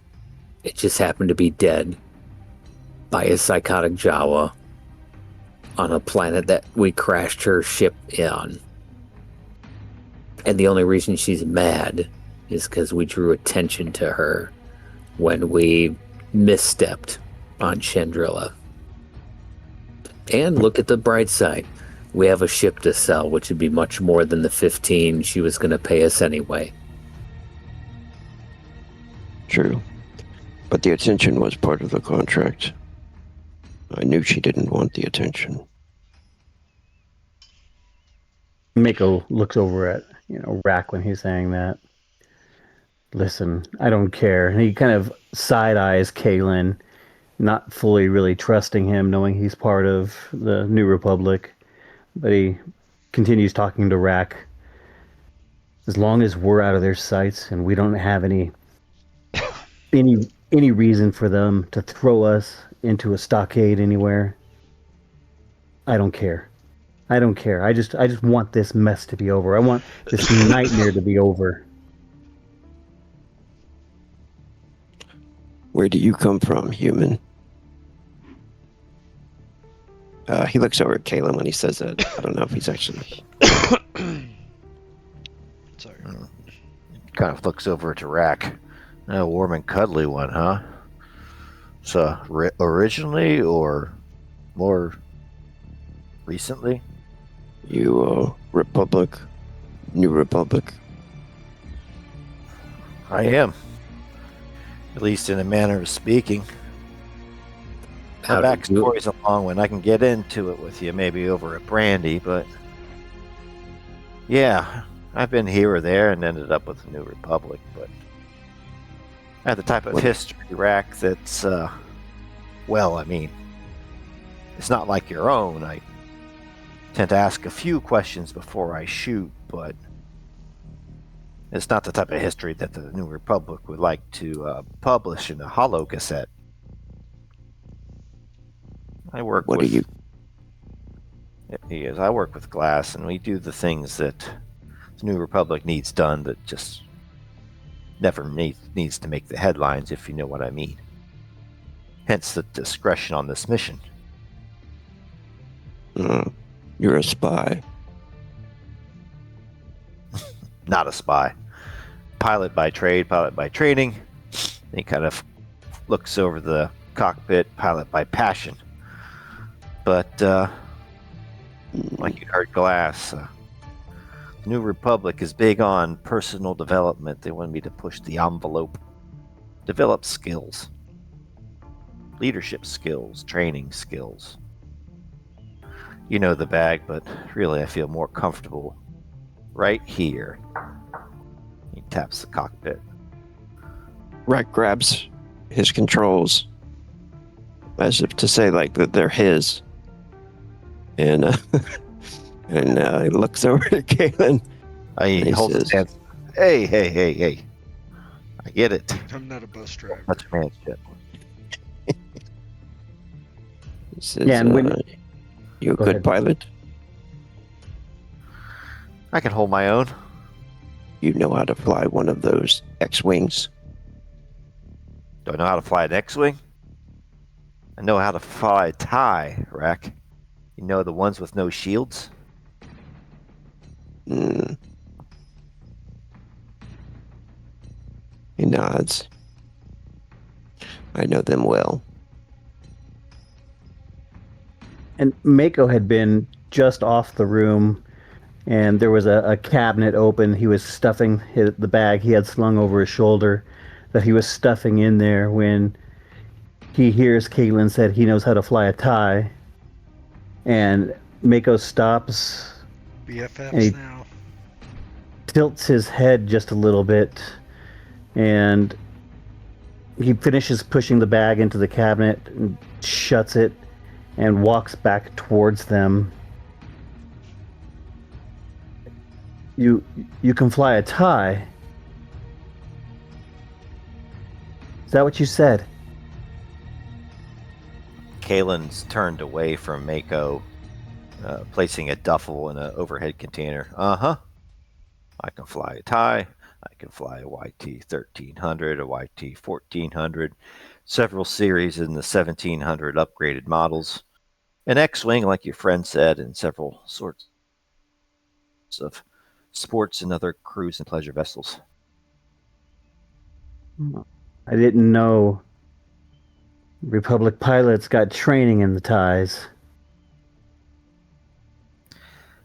He kind of turns to Mako and looks at him and narrows his eye a little bit. Like I said, Twi'lek, I got the type of history that you don't talk much about. Maybe you fly the junker ship, follow us back.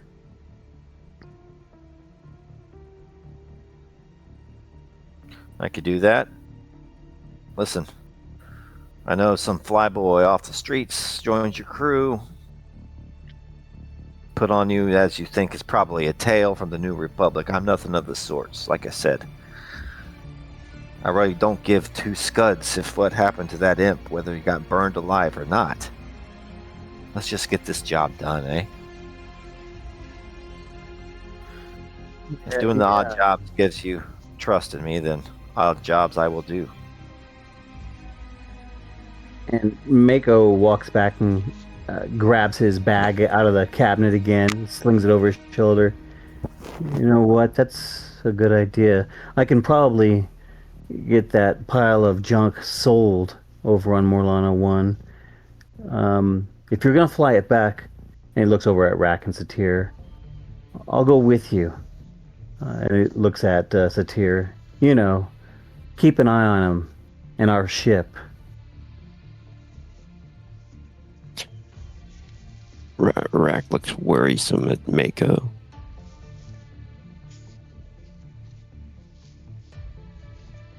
You trying to run out on us, Mako?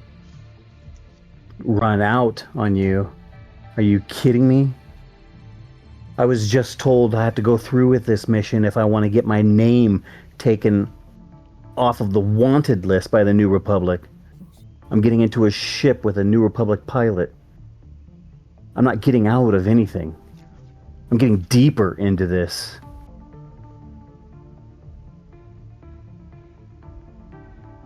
Good. There is a beeping in the cockpit, a proximity alert that somebody's outside the ramp.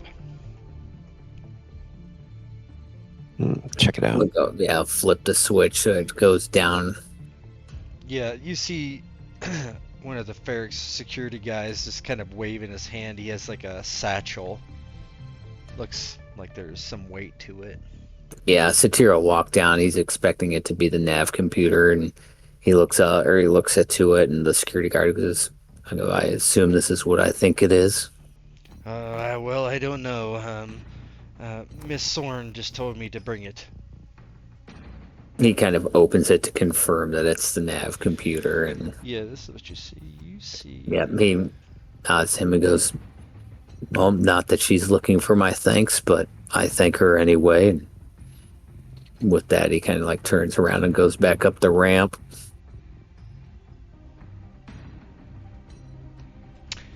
Yeah, you don't know anything about Starpath's units, but it looks legitimate. It has an Imperial seal on it. You've probably seen versions of different nav computers and Starpath. It's probably, you think it is a Starpath unit. There's no reason that you would not think it is, but you don't know how to work it. It's not turned on or anything. Yeah, as he closes the door behind him, he kind of sees the other group and he pats the satchel. He goes, this is extremely important to me, as you two are well aware. It's good you were able to get that. One step closer to my goal. Yeah. At least you're one step closer to your goal. That's great, Satir. And you're one step closer to being on only one less wanted list, so it's looking up for both of us. One less wanted list. And he looks over at Kalin. Let's get that pile of junk over to Morlana One, get it sold. So I am one step closer to being on one less wanted list. Roger that, Mako. He kind of looks over at Rak and says, and I think this one just doesn't want to let you out of his sight because of the bounties.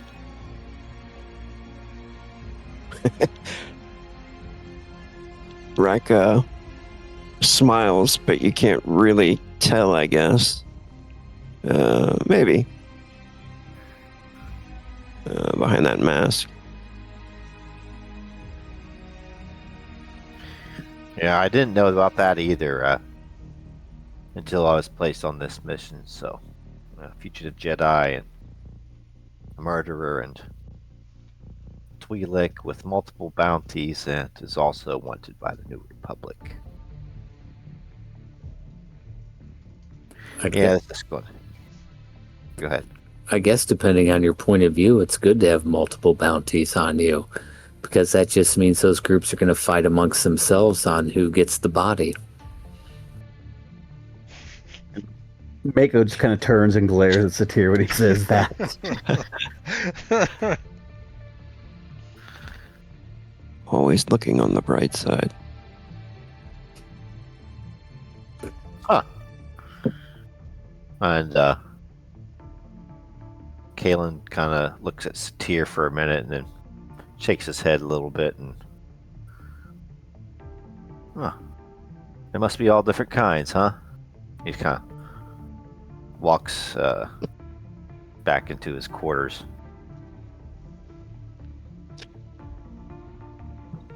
What is your goal?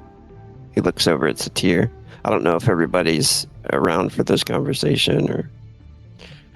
Well, you know I have Jedi training, and you're smart enough and old enough to know that we were hunted near extinction by the Empire. And this piece, this right here, this leads me possibly back to something I thought lost forever. Perhaps someone similar to me. And if there's a chance that's true, which I know it is in my heart, I'm going to take that. I think Rak just nods at that and then starts to power up the ship.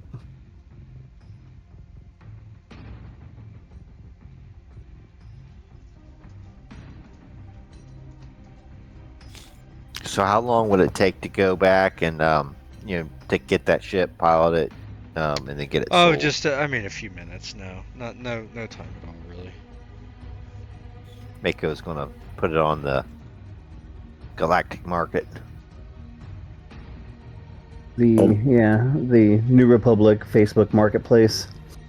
Well, Morlana One's pretty big, so I'm sure there's a few takers there. Mm-hmm. Well, Good it money does to have a get. bunch of slave pins in it, so do keep that in mind. It might not be. It'll be No. What the hell is this? We transported livestock. That is a half proof. Yeah, with beds. Yeah, it Cots. just So yeah. we can use that money to fund our mission. You could hook it up and they could be little hotel rooms. You never know. Yeah. Here's the most cramped hotel room possible. They got them in Japan. They're called coffins. Yeah, that's right.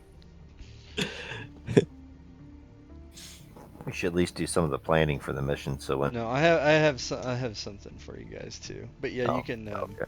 you can keep role playing for a second. I just gotta.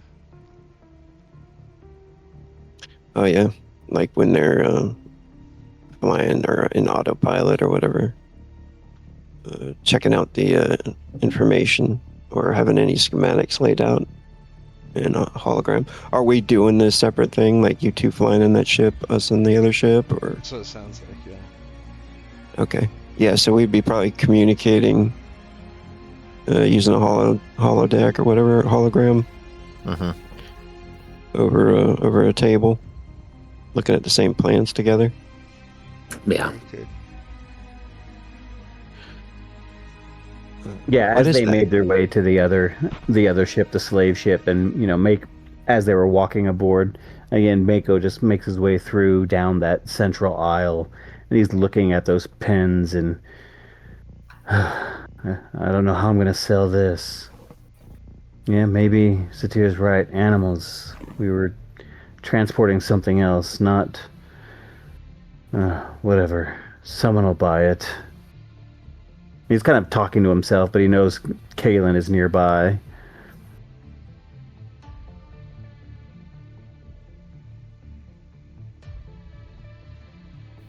Someone will buy it.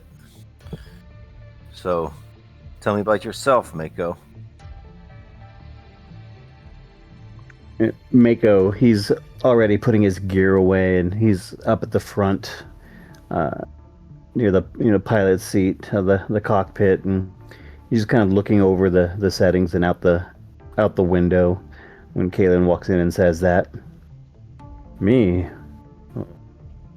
I'm just some poor unlucky soul that got caught up with all these people.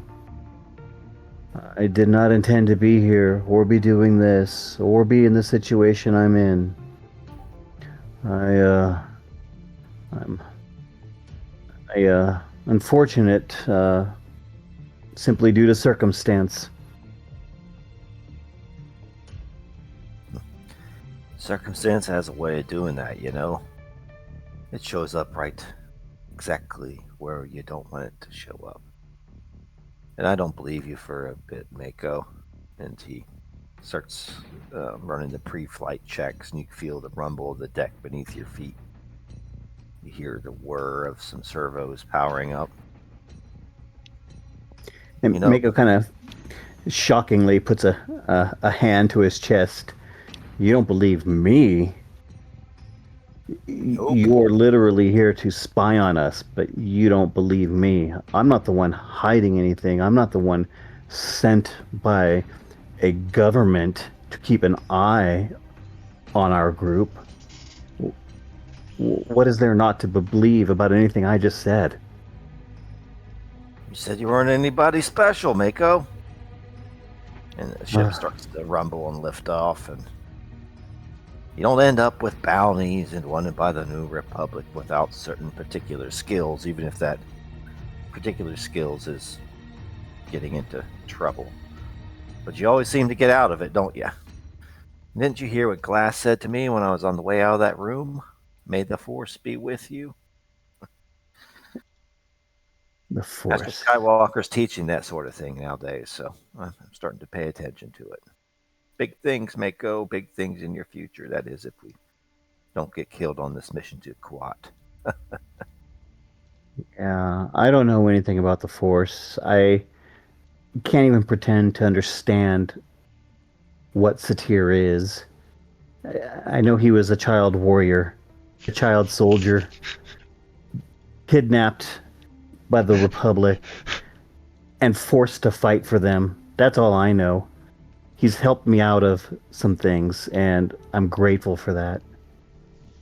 But what does that do to someone's mind, being taken as a child and forced to learn how to kill others? I couldn't even imagine. Anyways, I'm just a bartender, not a bounty hunter, not a child soldier. None of that. I'm just a bartender, and here I am, stuck in this big pile of bantha fada. I just,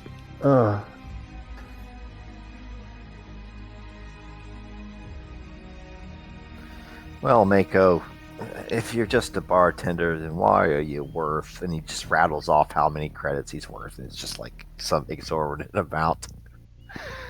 15,000. Oh, well, that, yeah. I'm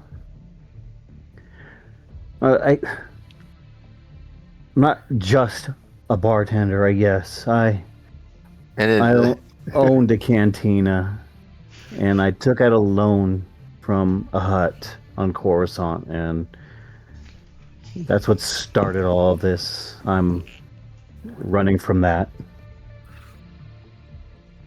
Maybe it starts to dawn on Kalin now after he says that he owned a canteen on Coruscant, and he kind of looks over to him and kind of maybe it starts to look a little familiar, and that's when the screen wipes and goes to the others. I feel like we're hogging. So, just to kind of get us going here, you both do fly back to Morlana One. You find a docking pad for your really crappy ship. And yeah, you kind of all meet up before you go back to the Scud Pie, or? Yeah, that sounds good.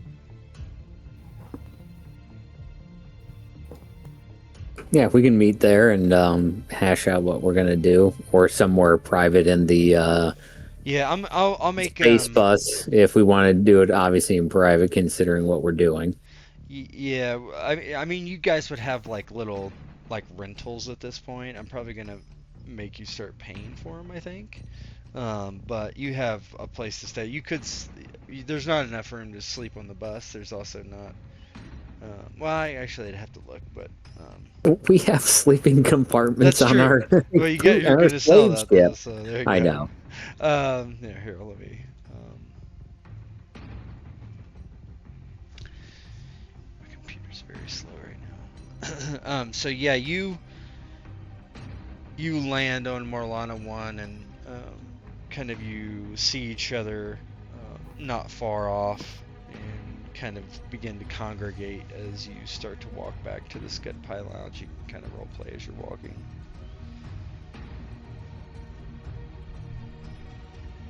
Mako steps off and he stretches his arms out. Ugh, and arches his back a little bit and kind of just loosens up just a little bit and looks around again at the neon, the light, and the people. And he takes a deep breath in and just feels more comfortable here rather than on the,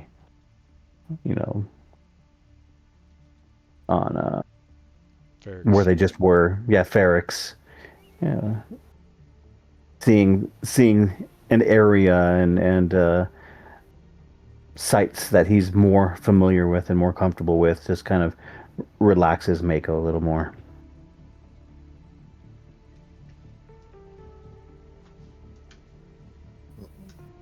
Kalin comes down off the ship and says they had probably maybe have had the conversation en route about him owning the hyperdrive cantina on Coruscant, and that Kalin used to frequent there when he was a pilot for the Empire. Whoa, what?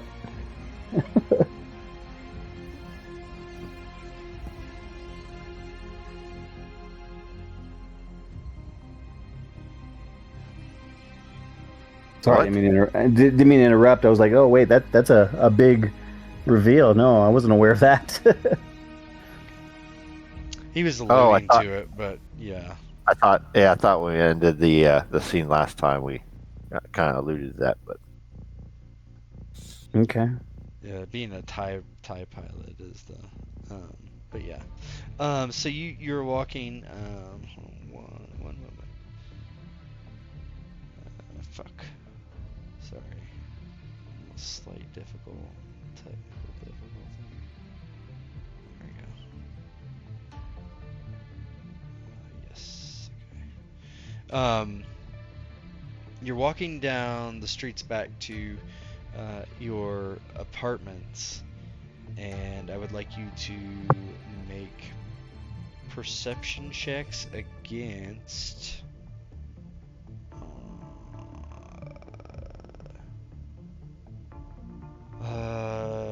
one purple, two red. Or I'm sorry, sorry, other way. 2 purple, 1 red.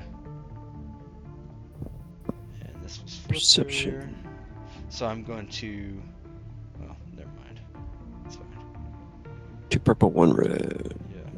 1 red. Oh, despair. Oh, despair. Holy smokes.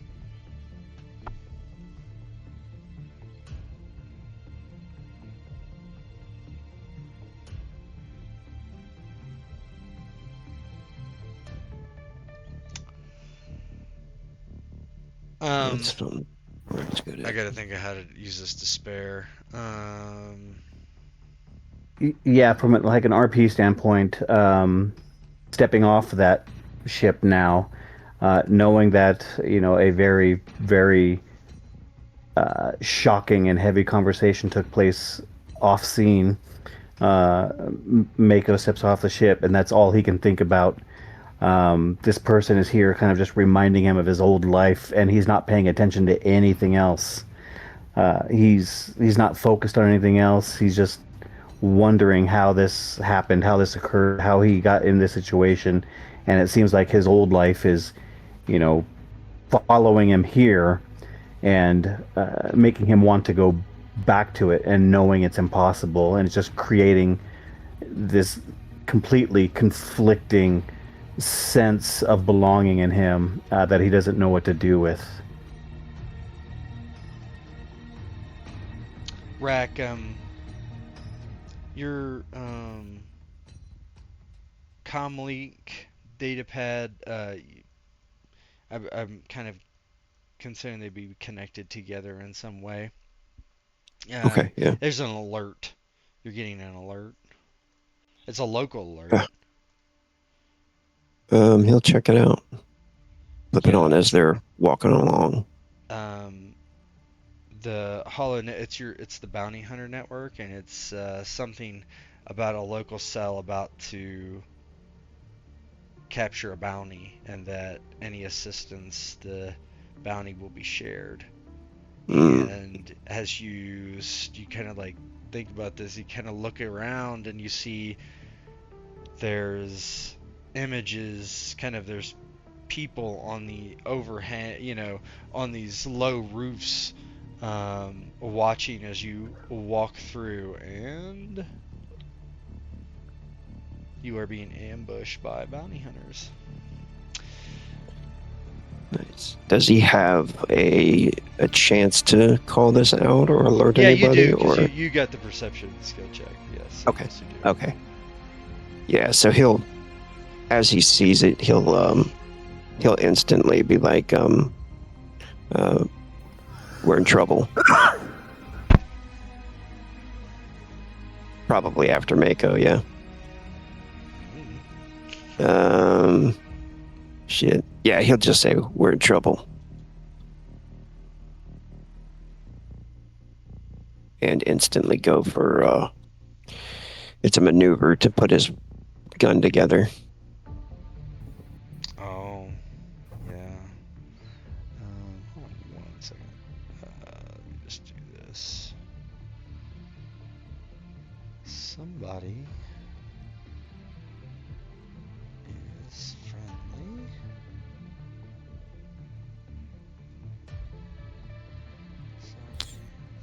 Friendly. Why is somebody listed as NPC? It's weird. Maybe it doesn't matter, but it's weird. Okay, whatever. Yeah. What's your reaction?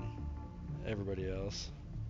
As he says that, Satir grabs his lightsaber from kind of its, pouch, or I wouldn't say holster.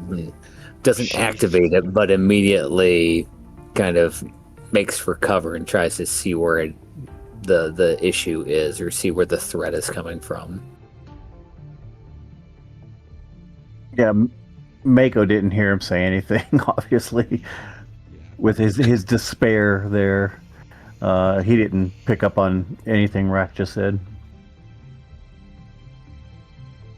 Highwire, you kind of look up and you hear somebody yell down, "Give us the Twi'lek, and you won't be harmed." Yeah, Kalin was kind of almost ready to defend his kind of role with the Empire and kind of bring up that conversation again and broach it when that happens, and he kind of gets caught unaware and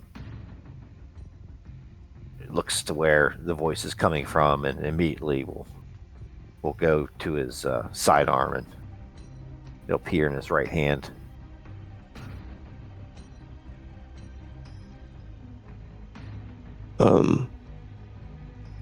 Rak, as he's like putting the gun together, the three pieces, he shouts back, "The bounty's mine."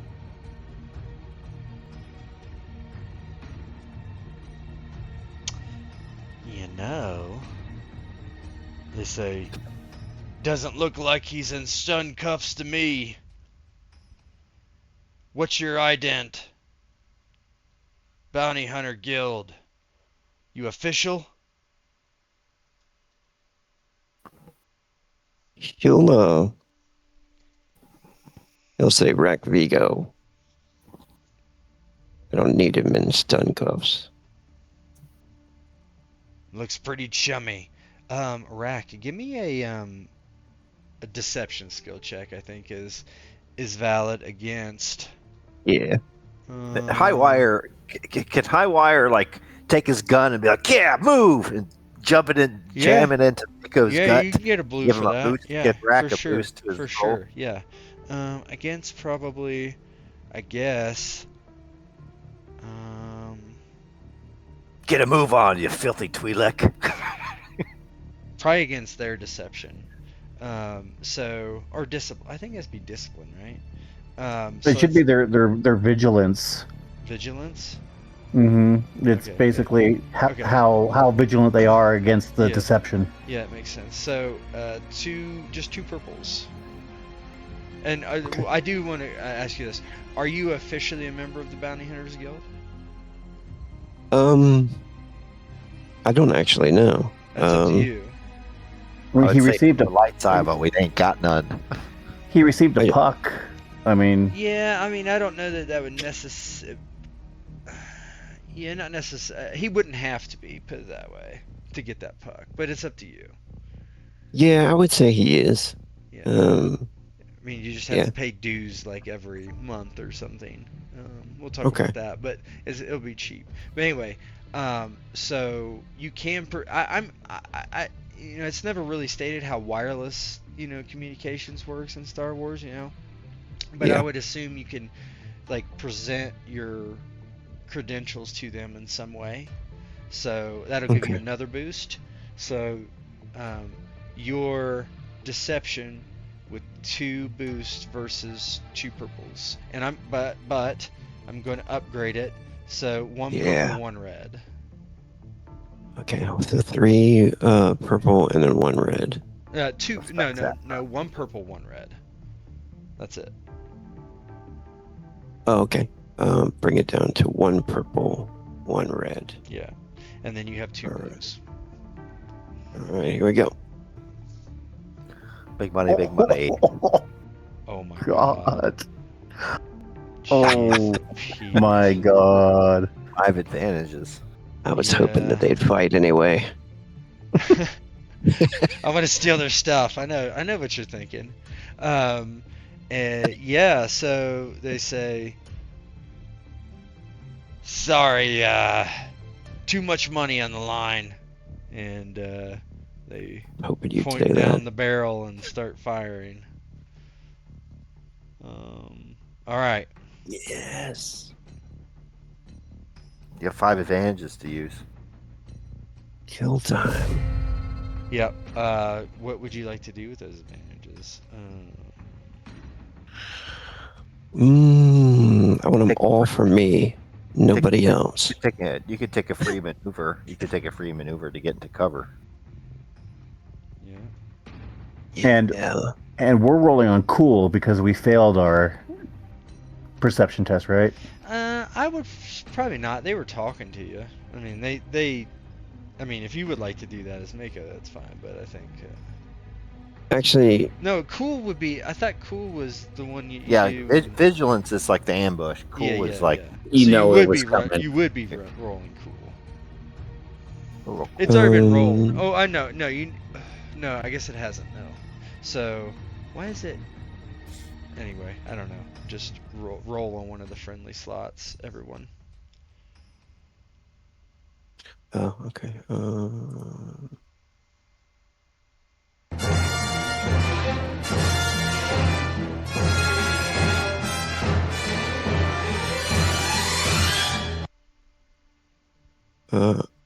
How do we do that? You go We to the just- combat tracker and click roll initiative. Although mine's not. I wonder if this has. All right, here we go. Mine's not doing that for some reason. Mine When I isn't click either. on the 20. Mine's not either. Hold on. Let Mine, me. mine just did. Yours did, but I don't think mine isn't. I'm trying to click on any slot and it's not working. Is it Same. not working for you guys? Hold on. Same. All right, hold on. So remember you have. I 2 wonder if it's because I'm a successes and 3 GM. Yeah, I don't know, cause it. Well, I don't know if it. Why would it bust everything though? No, I think we did combat when you were played with me, and I didn't. Okay. Why don't you join as player? All right. Just to see. I don't know that has anything to do with it. Join game as temporary player. But I did Nice. see, like, when I originally did it, I saw one that was showing up as NPC, and I don't really even know what that is. Like, That's not something that I've ever set before. It's either friendly, hostile, or neutral. I don't know what NPC means.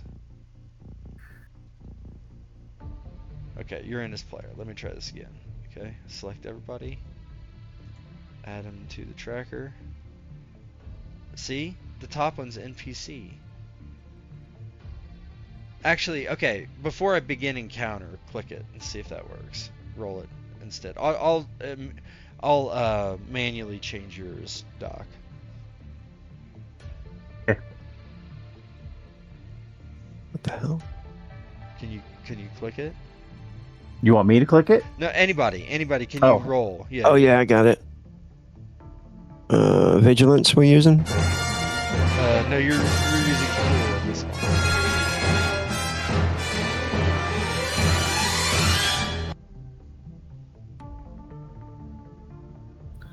It's like I don't have ownership of anything now. It's You just should have black for me. ownership of yourself. It's black. It is? Let me refresh.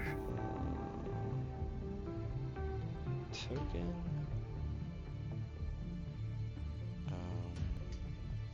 Move black from initiative checks. Yeah, so that's from your That whatever- mod? that scanner thing. Yeah. But I don't think you have you don't have a black right now, but No. yeah, there we go. So they're using cool. They're using cool.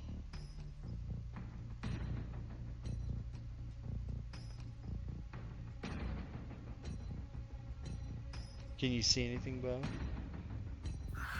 No, it's black. Here, let me do this.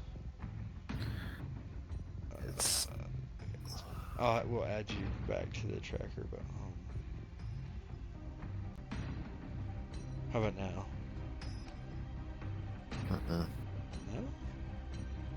No? Okay. I have a suspicion of what it is. Yes, there we go. How about now now? I can see. Yeah. Let me add you back to the tracker. See if that worked. Yep, should have. All right, there we go. Now I'm gonna roll. I think I rolled cool. Yeah, who hasn't rolled? Doc, is that you? Have I mean, you I rolled already. I know, rolled but the. you rolled oh. the 2 in the yeah, that's fine. So whatever I roll for this one is 3.1. So I'm gonna change that. This is better, but it would be 2.03. 0.03, right? I had 3 successes, an advantage, and a triumph. No, you had 2 successes, 3 advantages, and a triumph, right? Okay, yeah, something like that. Yeah. Yeah. The triumphs don't do anything, unfortunately. Oh, they don't. No. Oh, okay. And it's successes then advantages. So this Kids counts as a success. Yeah. In that Okay. case, I have Oh, it does. 7 It successes. does count as a success. A triumph symbol is counts Oh, as then a it's success. 3.03 then. Okay. All right. Well, it's not automated then. So I'm gonna begin encounter. So that's you guys get the first 3. Okay. 5 successes. Holy shit. I actually had more than that. I had 7 successes because you have to count the 2 light points. And I had a triumph. I don't know if that's advantage or success. Triumph is success. Then I have 8 Well, successes. you got more than anybody else, so it doesn't matter. Yeah, it doesn't matter. And they're all on roofs, correct? This guy is not. This guy over here. Guy in the far back, okay. But they're probably short range straight up or so. They're pretty far away. So Yeah. tough for you. Yeah, because I only can move short range, correct? Well, you can double move with 2 maneuvers and go up to, I think, long. No, and you can move medium range. I'm pretty sure about that. You can move. Let's see. Let me do the thing, just so we know. You could probably move to him with 2 maneuvers, so you wouldn't be able to attack this turn. But well, actually, you could do your 2 maneuver, maneuvers then you and could then take an strain attack. to take another maneuver, and then you could attack. Yeah, let's do that. So you take 3 strain. Those advantages that I rolled before. Yes. Am I allowed to like push Mako behind some cover or something? Sure. Yeah. All right, I'll just spend them on that then. So it's 2 strain, correct, or 3? I think it's 2. It's 2 for an extra maneuver. That's Yeah. right. So he's gonna do that, and as he's going towards him, he had his lightsaber in hand. He activates it, and I'm going to commit a force die to upgrade my attacks. Do this. What power is that? It's the last one in the sense tree. So basically, if I can do 2 things with my 2 force dice, I can commit force dice to upgrade incoming attacks, and on the less control, I can upgrade the ability of my check once per round. Yeah. So Nice. target him, and we'll go to my lightsaber. Gonna do that. So we will upgrade the ability. It has 1 setback. Is that because of the armor he's wearing, I assume? Yes, he has 1 defense. Okay. And then on my Makashi tree, +1 blue when engaged with only one opponent. Mm-hmm. So do that. And we'll roll.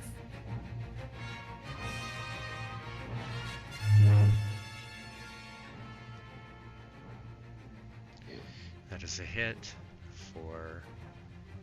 And a critical.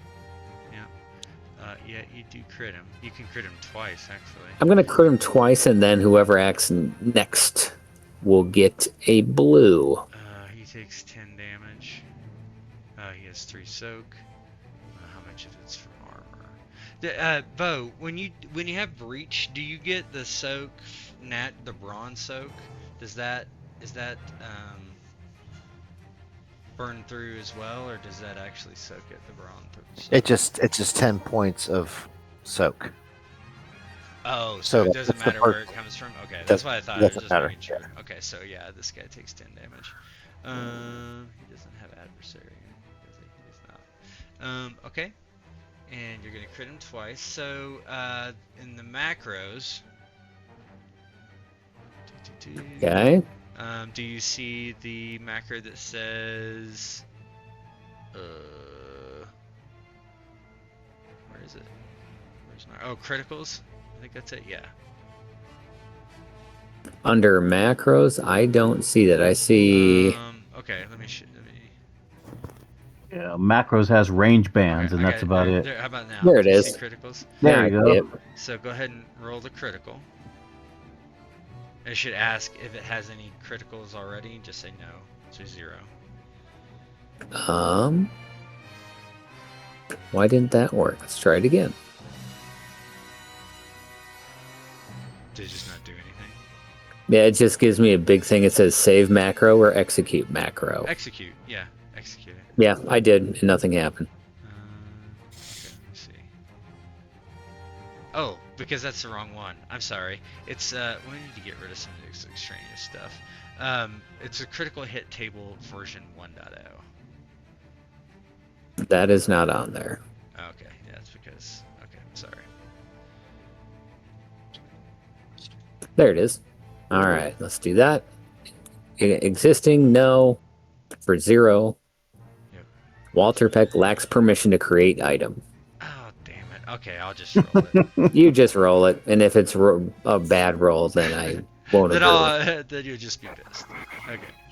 That's made for us so we can drag and drop it on. Yeah, it's pretty sweet actually.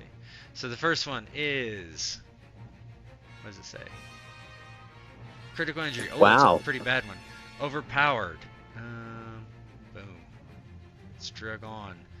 That one does. Target leaves so the attacker may immediately attempt another attack against them as an incidental, using the exact same tool as the original attack. Let me do his second critical though. So. And add 1 this time, I assume. Yep. That's correct.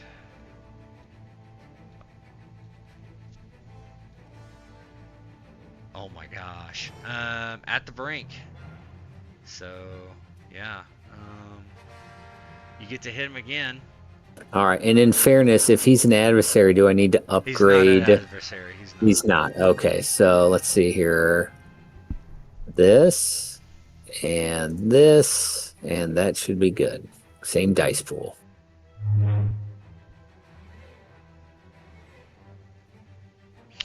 How do you strike this guy down?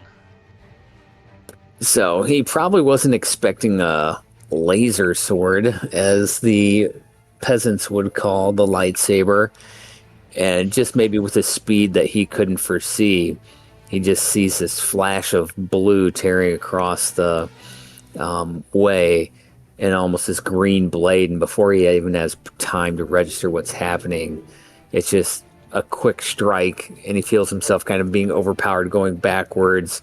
He gets hit again, and he can feel consciousness beginning to fade, and then a final strike gets him right in the chest, and he just kind of smells a sizzle, and that's the last thing he registers as he collapses dead. WP, will you just click claim slot on the encounter tracker? Yep, done. And whoever's next. Does that advantage get to get pushed to the next person too? Absolutely. Okay. Mm-hmm. Well, 2 blue to the next person. All right, I'll take it. Advantages. Oh, but your first one too. The previous one, yeah. Okay. After he pushes Mako into cover, says, "Get down." He is going to move a little bit, I guess. Moving is a It's a maneuver. maneuver. Yeah, he'll get a little bit of space, I guess. And then it will fire at this guy on the right.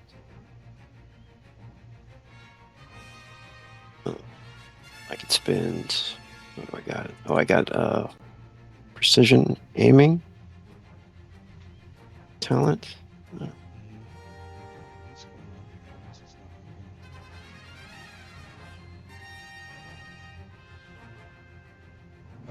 That gives you an extra blue, and you get a blue every time, right?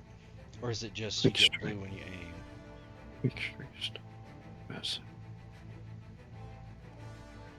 I can't double click on any token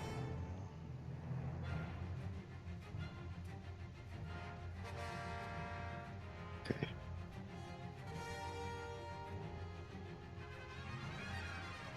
Okay, so yeah, he'll aim and fire with that.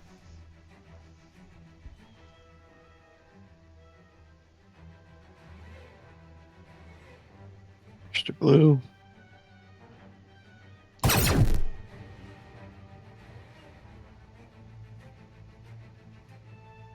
Dang. Looks like a miss. Mhm. Yeah, he rushes up there, not used to this rifle, and aims up there. Maybe some cover saves the guy as it blasts into the top of the rooftop. Anything to hand off? No? 2 advantages, yeah. 2 advantages. You actually should have gotten 2 blues there. So if you Oh, want to just shit. roll 2 blue, we can see if it hit or not. You should have 2 more blues, I should say. Okay, 2 of these guys. Oh, it's not That's just rolling. 1 though. Go ahead and roll another one. So 4 advantages at least. Okay, can I use any of that for defense? No, you can just pass them. Let's Next check. yeah, can you give us- can. Yes, you can. Well, it might not A be setback. against you, but yeah, you can give a setback or 2 setbacks to whoever you would like. The target, so the guy you shot at. Okay. What do I got? 4 advantages? Yeah. It has to all be against the same guy if it's the setbacks.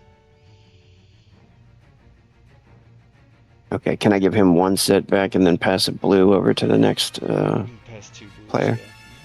Yeah. Yeah. Do that. Okay. So can you click claim spot over there? I think. Yeah. Oh, you already did. You already did, yeah. Here you go. Next guy. Kalin, I'm guessing. Yeah, probably. Bo. Don't hear you, buddy.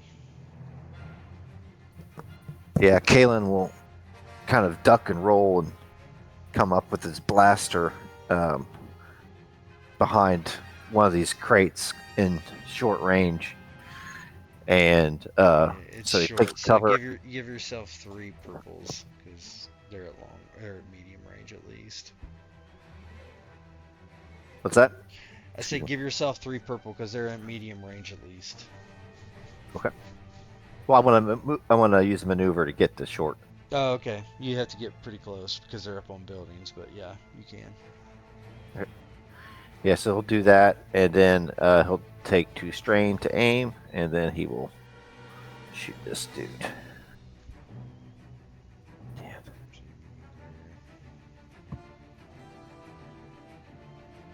Man, so not used to using this laptop. All right, here we go.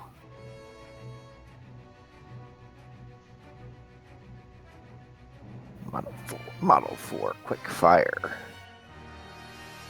You 1 have 2 boot. blues too from rogue. Remember? Ooh, 2 blues or just 1? 2. So 3 total. I don't. If you aimed, yeah. There's a setback coming from somewhere. He's got defense 1. Oh yeah, there you go.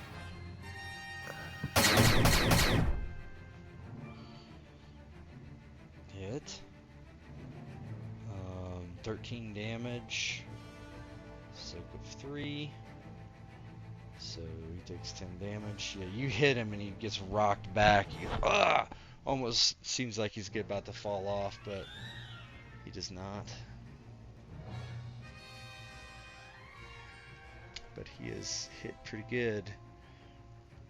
That's you it. did not have enough to crit. What would you like to do with your advantages?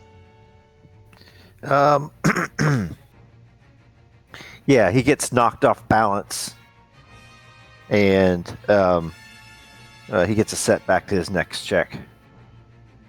Okay. So He's like pinned down. Yep. I'm gonna claim his spot.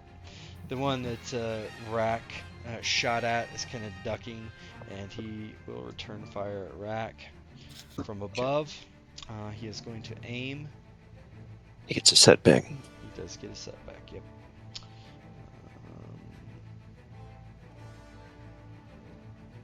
I have dodge. I don't know if I have to call that first. Well, what does it do?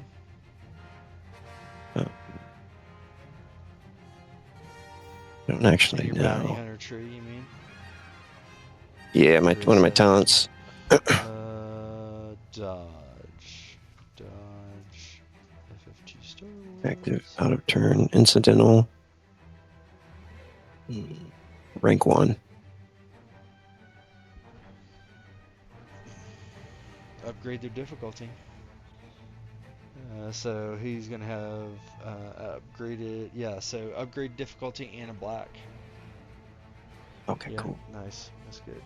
But you suffer 1 strain using dodge. Okay. So Cool, take thank a you. strain. And I will shoot. Added.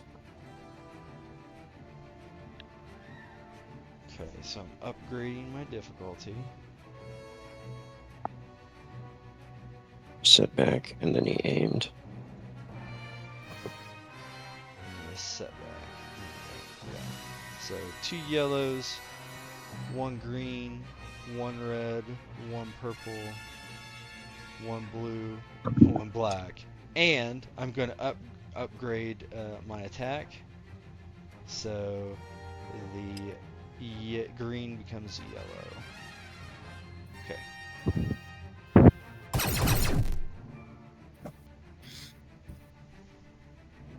Oh shit! That's a bad one. C rack. Your soak is 2. Make sure that's correct. Your blast that. I don't think it Grit. is actually. It should be 3. Your soak should be 3. Does grit do anything? No, Grit's that your just strain. expands strain. Yeah. Yeah. But you should have. That's Pierce 1, remember? Yeah. Oh yeah. So it is soak 2. Nah. So that's 16 damage minus 2. That puts you down. That's 14. No crit though. Yeah, he nails you straight in the chest from above, and it just puts you dead. You're not unconscious, but you're like laying on the ground, almost unconscious. Blam. That's what he gets. And yeah, That's PC what he is gets up. for protecting Mako. Hey, yeah. Mako didn't know what was happening. All he knows is he heard yelling and screaming, and all of a sudden, Satir goes running off with his lightsaber activated, and Highwire's, jabbing him in the ribs with his pistol, which confused the hell out of Mako for a second there, and Rak pushes him down onto the ground right here. Mako is kind of like on a knee, and he immediately looks all around him for a door. Does he see a door anywhere? There are doors. He looks to his left and sees a door. Immediately runs inside the building. You run to the door, and the door is locked unless you spend a light side point. And luckily the door is open. Yep.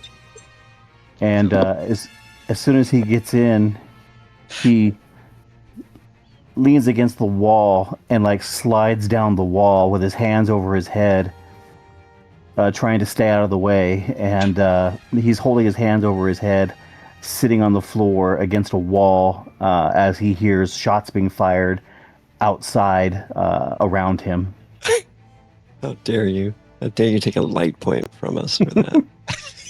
The bounty hunter above sees you like duck into a house or a building and says, "He's getting away!" And he actually runs back this way, like he's trying to get you. There's no way he can get you from that way. He doesn't think so. He leaves. He's hurt That's anyway. Yeah. It was totally Mako. So he's takes off. Next round, there's sorry. Yep. Mako, you're running the wrong way. You're running right towards him.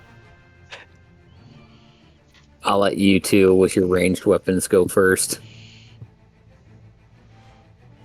You won, you mean? Oh, yeah. I guess technically the other one does have a weapon. Yeah, well, yeah, I guess.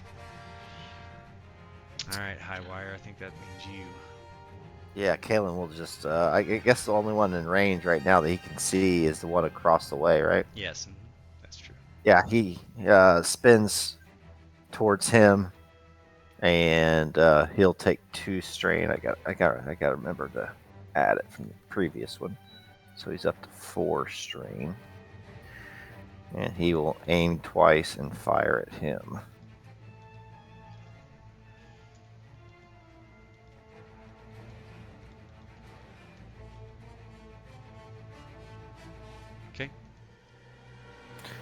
Oh. I'm gonna upgrade your difficulty.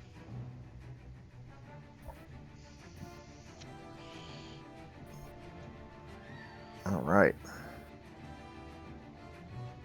Upgrade difficulty. So 2 purple, 3 purple. Upgrade.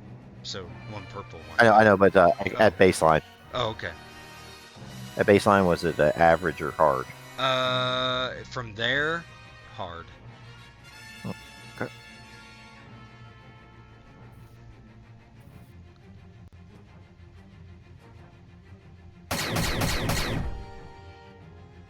See a triumph. Ah. Nice. What do you want to do with that triumph?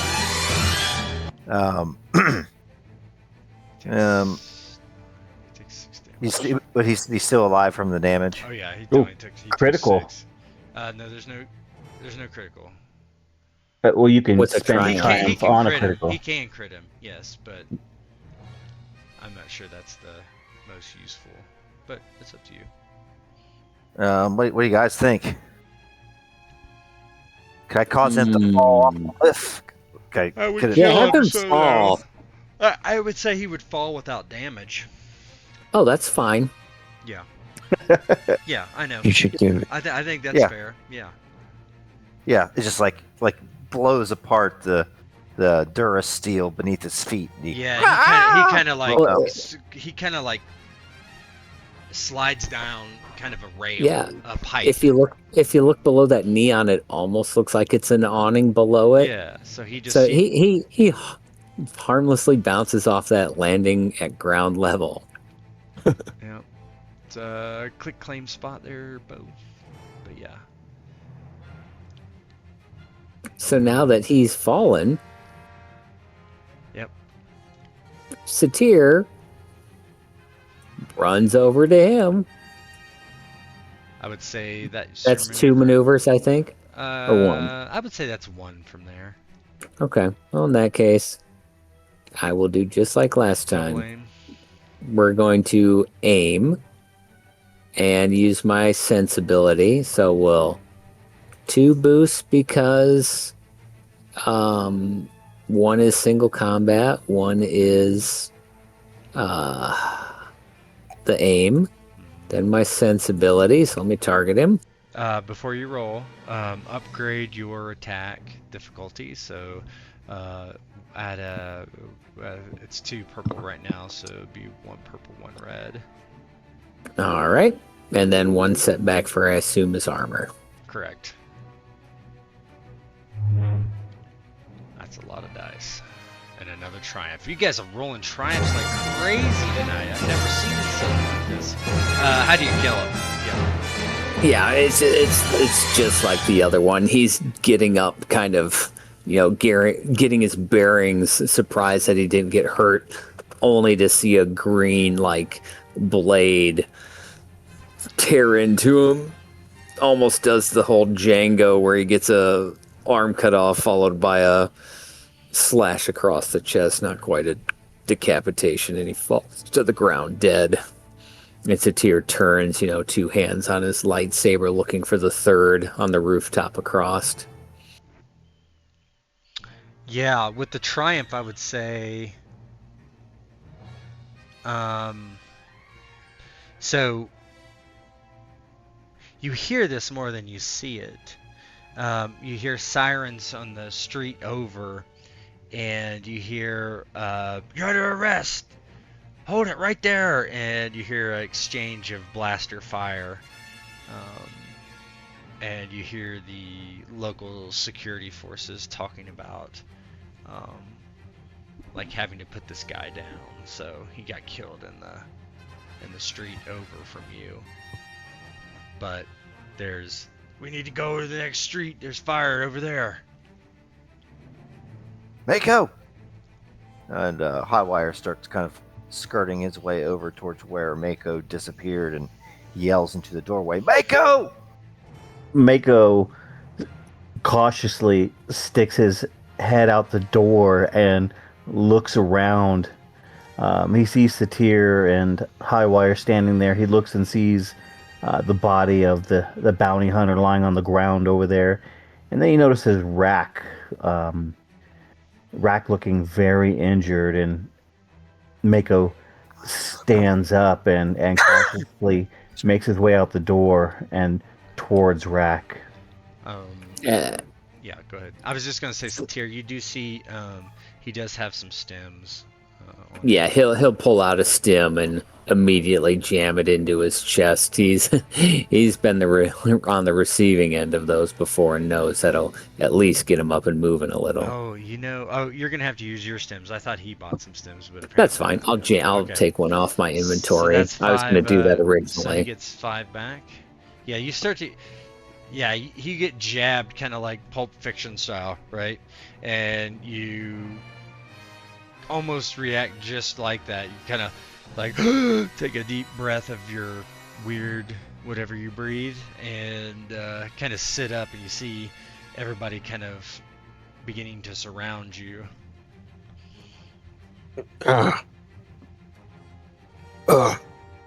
We got him. Yes, we did. Welcome back. There seems to be some blaster fire on a few streets over from the last bounty hunter that ran, but we need to make haste and leave. Can you walk? Yeah. Yeah, Mako puts his hand out to Rak to help him up. Come on, through here. I'll lead the way. And Kalin kind of points his blaster fire at the rooftops and kind of leads the way with Mako and Satir flanking Rak.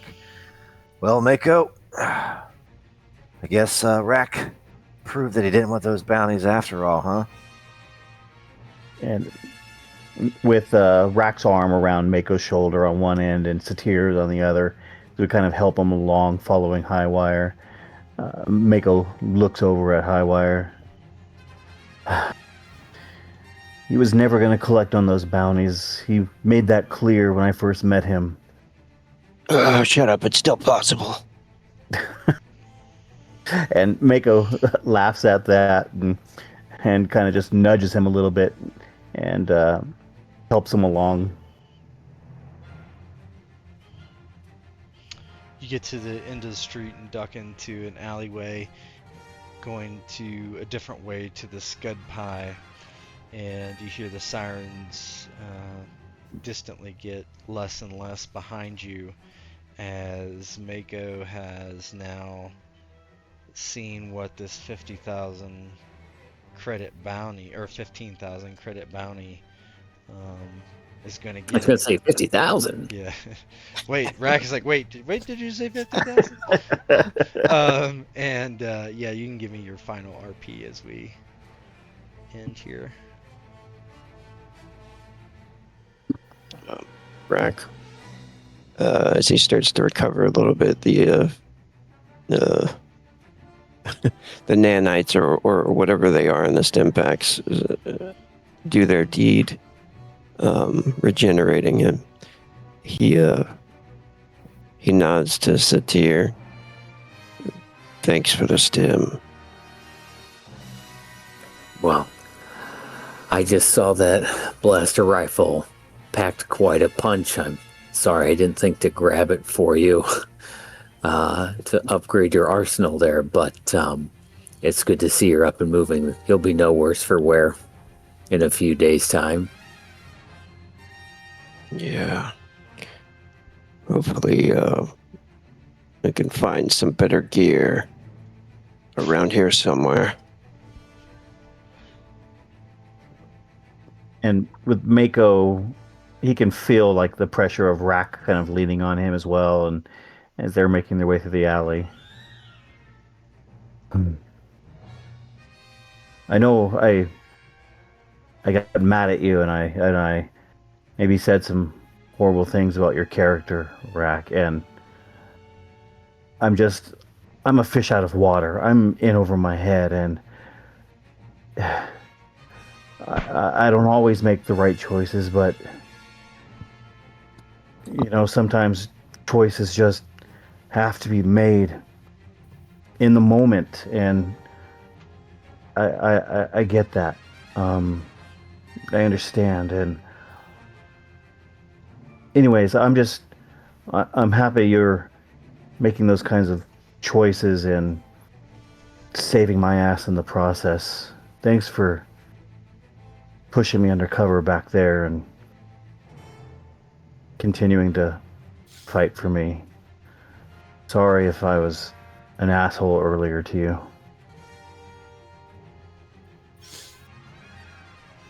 I don't think Rak says anything in response. Like he's thinking deeply about it, and Rak's really selfish anyway. So he's thinking that was such a mistake.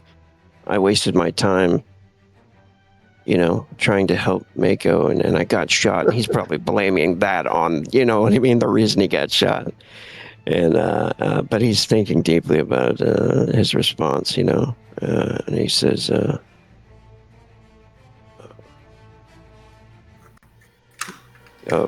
yes. Yes, of course, Mako. Well, we are friends, right? And Mako kind of shakes his head and his eyes get wide and seems just taken aback by that a little bit and surprised even. Friends. And Mako thinks about that first night meeting Rak in the hyperdrive and him saving his ass then all the way to everything that led up to now and him saving his ass now. And Mako looks at Rak again and as he's helping him down the alleyway. Yeah, I think we are friends, Rak. I think we are. Kalin, what is your last word as we fade to black? He points the muzzle of his pistols towards the rooftops as the four of them back under cover and find some sort of temporary safety for now. And he turns to Mako and Rak and Satir. He said, "That was a close call. I guess that's the cost of doing business with such wanted and respectable men and men of skill. At least now we've been through this team building exercise. I think we can trust each other, huh? Now let's get down to business and spend some credits." And then I guess we fade to black. Yep, and Whoop, whoop. that is it. 5 XP.